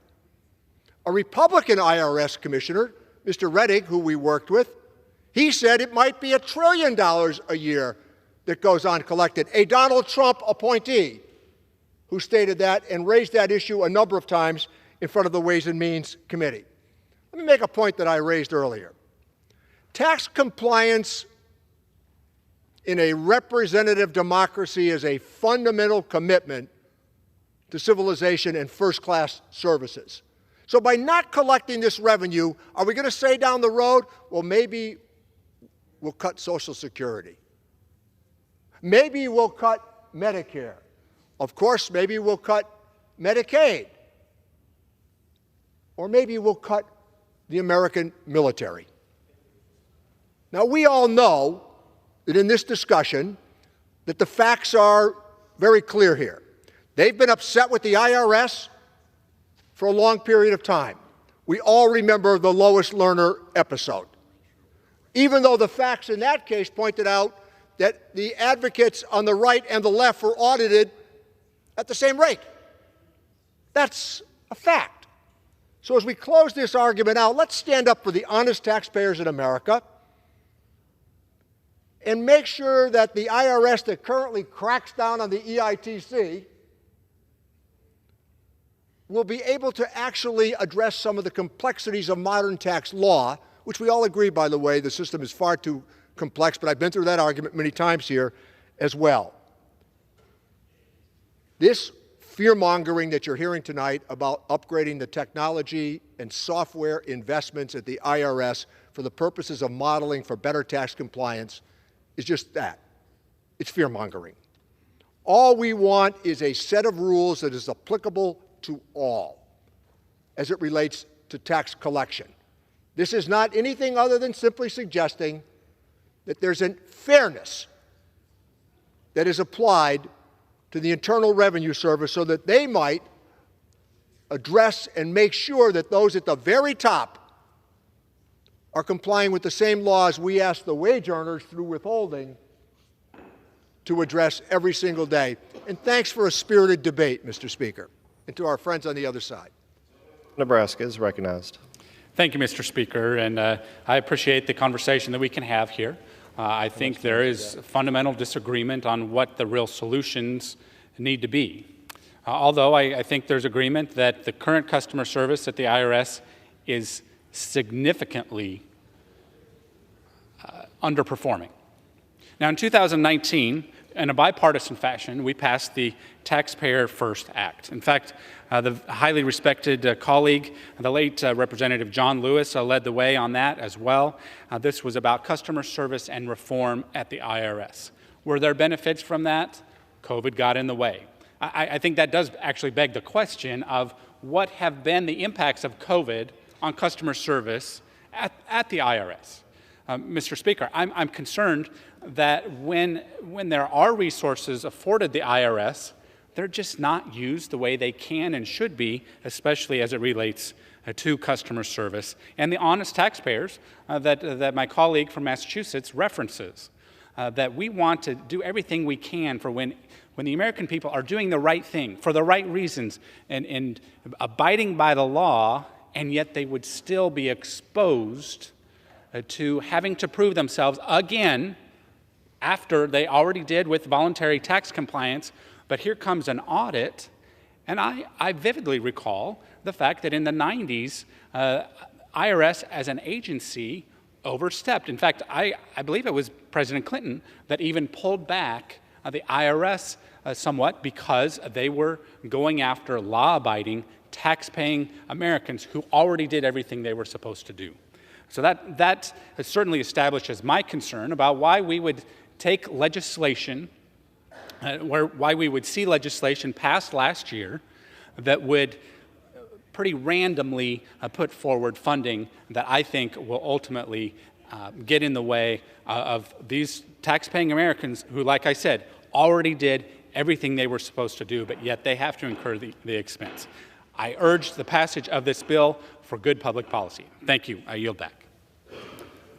All time for debate has expired. Pursuant to House Resolution 5, the previous question is ordered on the bill. The question is on engrossment and third reading of the bill. Those in favor say aye. Those opposed, no. The ayes have it. Third reading.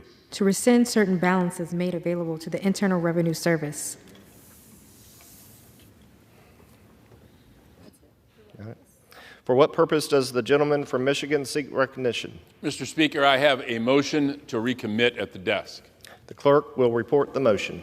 Mr. Kildee moves to recommit the bill, H.R. 23, to the Committee on Ways and Means. Pursuant to Clause 2B of Rule 19, the previous question is ordered on the motion to recommit. The question is on the motion. All those in favor say aye. Aye. Those opposed, no. No. The noes have it. The motion is not agreed to. Yes, we have the yeas and nays, Mr. Speaker. Yeas and nays are ordered. The yeas and nays are requested. Those favoring a vote by the yeas and nays will rise. A sufficient number having risen, the yeas and nays are ordered. Pursuant to Clause 8 of Rule 20, further proceedings on this question will be postponed. Pursuant to Clause 12A of Rule 1, the Chair declares the House in recess subject to the call of the Chair.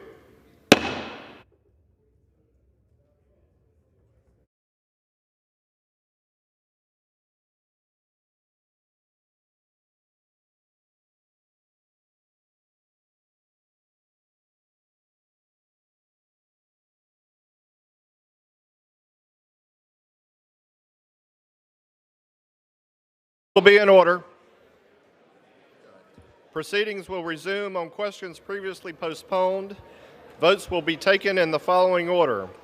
Motion to recommit on H.R. 23 and passage of H.R. 23 if ordered. The first electronic vote will be conducted as a 15-minute vote, not a 30-minute vote, a 15-minute vote. Pursuant to Clause 9 of Rule 20, the remaining electronic vote will be conducted as a 5-minute vote. Pursuant to Clause 8 of Rule 20, the unfinished business is the question on agreeing to the motion to recommit on H.R. 23 offered by the gentleman from Michigan, Mr. Kildee, on which the yeas and nays were ordered. The clerk will redesignate the motion. Motion to recommit H.R. 23 offered by Mr. Kildee of Michigan. The question is on agreeing to the motion to recommit. Members will record their votes by electronic device. This is a 15-minute vote, not a 30-minute vote. 15-minute vote.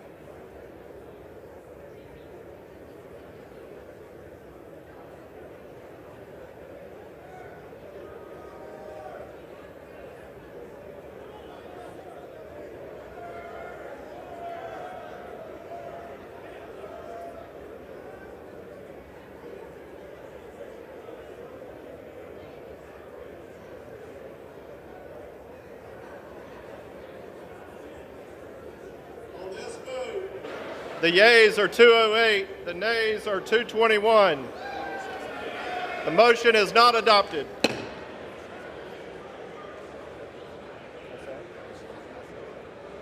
The question is on passage of the bill. Those in favor say aye. The question is on the passage of the bill. Those in favor say aye. Those opposed, no. The ayes have it.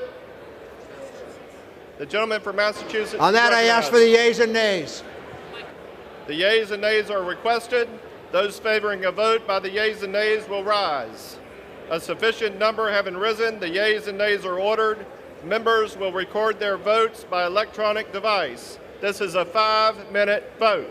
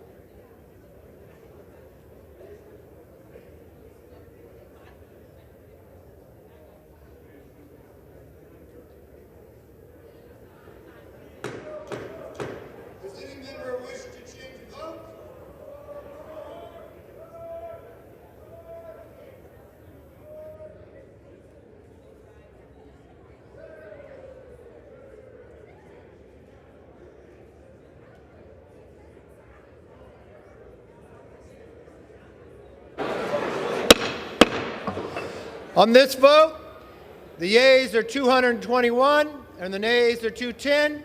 The bill is passed. Without objection, a motion to reconsider is laid on the table. Promise is made.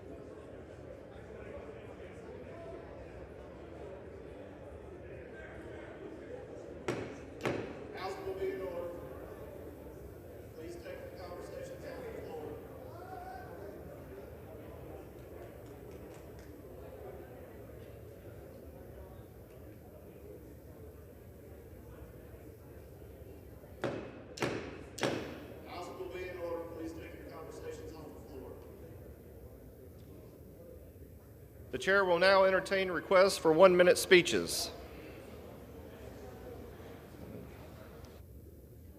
For what purpose does the gentleman from Pennsylvania seek recognition? Unanimous consent to address the House for 1 minute to revise and extend my remarks. Without objection, the gentleman is recognized for 1 minute. Hey, Mr. House must come to order. Please take your conversations off the floor.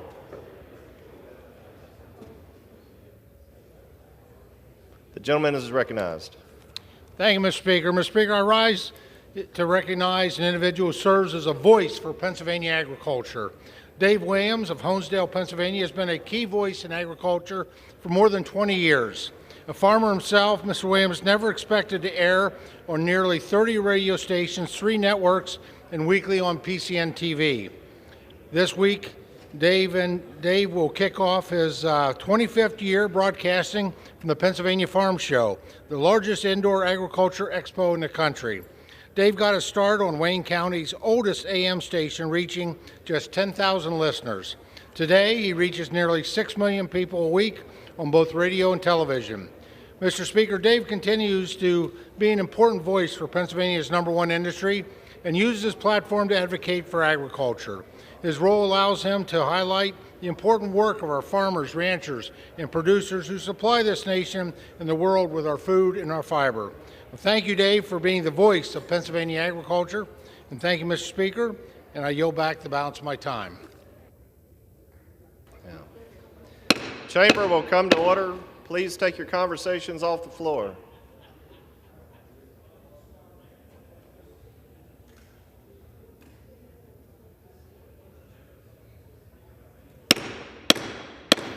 Chamber will come to order. Please take your conversations off the floor. For what purpose does the gentleman from New Jersey seek recognition? Without objection, the gentleman is recognized for 1 minute.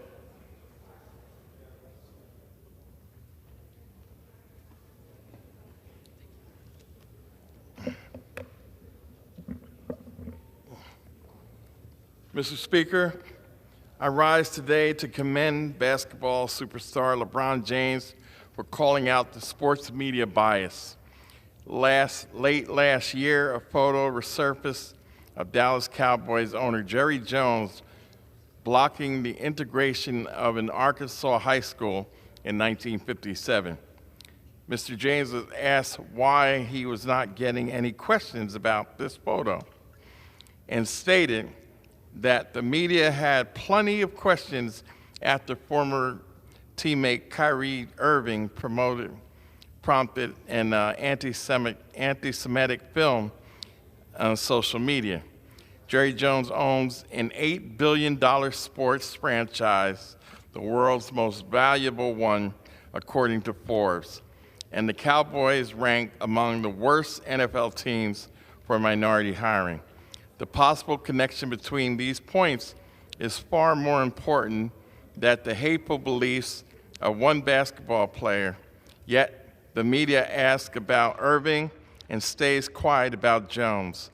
It is a question the media needs to answer for James and the black community in America. And with that, I yield back. For what purpose does the gentleman from Georgia seek recognition? Ask unanimous consent to address the House for 1 minute to revise and extend my remarks. Without objection, the gentleman is recognized for 1 minute. Mr. Speaker, I rise today to recognize National Law Enforcement Appreciation Day. National Law Enforcement Appreciation Day is an opportunity for citizens to recognize the difficult and sometimes impossible jobs police officers have chosen to do.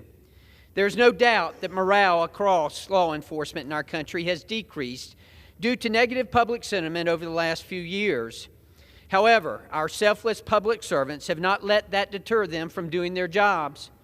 To have a strong police force, the officers must know that their communities support the work that they are doing. That's why I'm proud to recognize our men and women in uniform. I encourage everyone in the 1st Congressional District to go above and beyond today and every day to show their appreciation to our law enforcement. They are the best among us and deserve our unwavering support. Thank you, Mr. Speaker, and I yield back. For what purpose does the gentlewoman from Texas seek recognition? Without objection, the gentlewoman is recognized for 1 minute.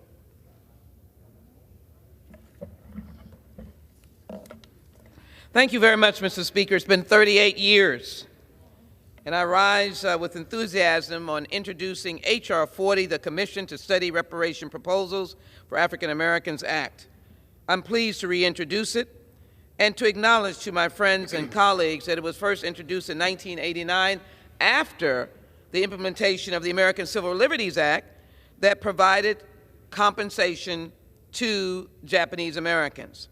But H.R. 40 does not focus on all of that only. It focuses on the study of slavery and the understanding of what would be the next steps to end the vast disparities in the African American community, even today in 2023. And so this introduction allows for a study, an analysis, and action. I'm pleased of the more than 350 organizations, CEOs, scholars, state and local officials, members of Congress who have been supportive of understanding the era of slavery in this country. The 13th Amendment may have ended slavery, but the disparities exist. Let us pass H.R. 40, the Commission to Study Slavery and Develop Reparation Proposals. I yield back. For what purpose does the gentleman from Louisiana seek recognition? Mr. Speaker, I rise to address the floor on behalf of law enforcement across the country. Without objection, the gentleman is recognized for 1 minute. Mr. Speaker, the men and women from sea to shine and sea that wear a badge have sworn an oath to the Constitution. That oath is not to a sheriff or a marshal or a chief. It's to the people of their community, and deeper, the principles that have built our country. We put on our badge and our uniforms, and we say goodbye to our wives, not knowing if we'll return. For many, many years, on my way to night shift, I would tell my wife I loved her, and she'd hand me my little lunch, and she'd say, "Come home safe." And I would say, "Don't worry about me, worry about the other guy." That was our little ritual, but the truth was we never knew if I was coming home. Right now, men and women across the country having similar conversations. You're wearing a badge, just know that we love you and respect you, and this body supports you. Mr. Speaker, I yield. For what purpose does the gentleman from Kentucky seek recognition? Mr. Speaker, I ask unanimous consent to address the House for 1 minute. Without objection, the gentleman is recognized for 1 minute. Last month, we ended the vaccine mandate for the military, but there's still many unscientific, illogical, unconstitutional mandates for vaccines in this country. If you watched C-SPAN last week, you saw 434 of us in here screaming, yelling, cheering, speaking, many of us unvaccinated. Most of us probably not boosted. So why do we have a double standard? Why do we make visitors to this country get vaccinated just to come visit their friends and family? Why are we separating families over this? We need to end that mandate. We need to end the health care mandate. We need to end all of the mandates, and we need to do this now. I yield back. For what purpose does the gentleman from Texas seek recognition? Seek to address the chamber for 1 minute. Advise me to extend my remarks. Without objection, the gentleman is recognized for 1 minute. Well, I guess the President of the United States was able to find the southern border on a map. Took him 2 years to finally get down to the southern border, and what happens? Everybody just goes around and cleans up everything that's going on in El Paso. But let me tell you something, the people of Texas know the truth. In Texas, we're dealing every single day with still 6,000, 7,000, 8,000 people crossing the border every day. And now, with a House majority, we've got the will and we've got the power to do something about it. And it's time that we do, because the people of Texas are taking the brunt every single day. And there's still migrants who are getting sold into the sex trafficking trade. And there's still Americans who are dying from fentanyl poisonings. And no camera presence down in El Paso, no going down there for a show trip is going to change the fact that Texans are struggling. So it is time right now for the House majority to do our job. And we're going to have to stop funding a Department of Homeland Security that refuses to secure the border of the United States. And we're going to do that this year. Yield back.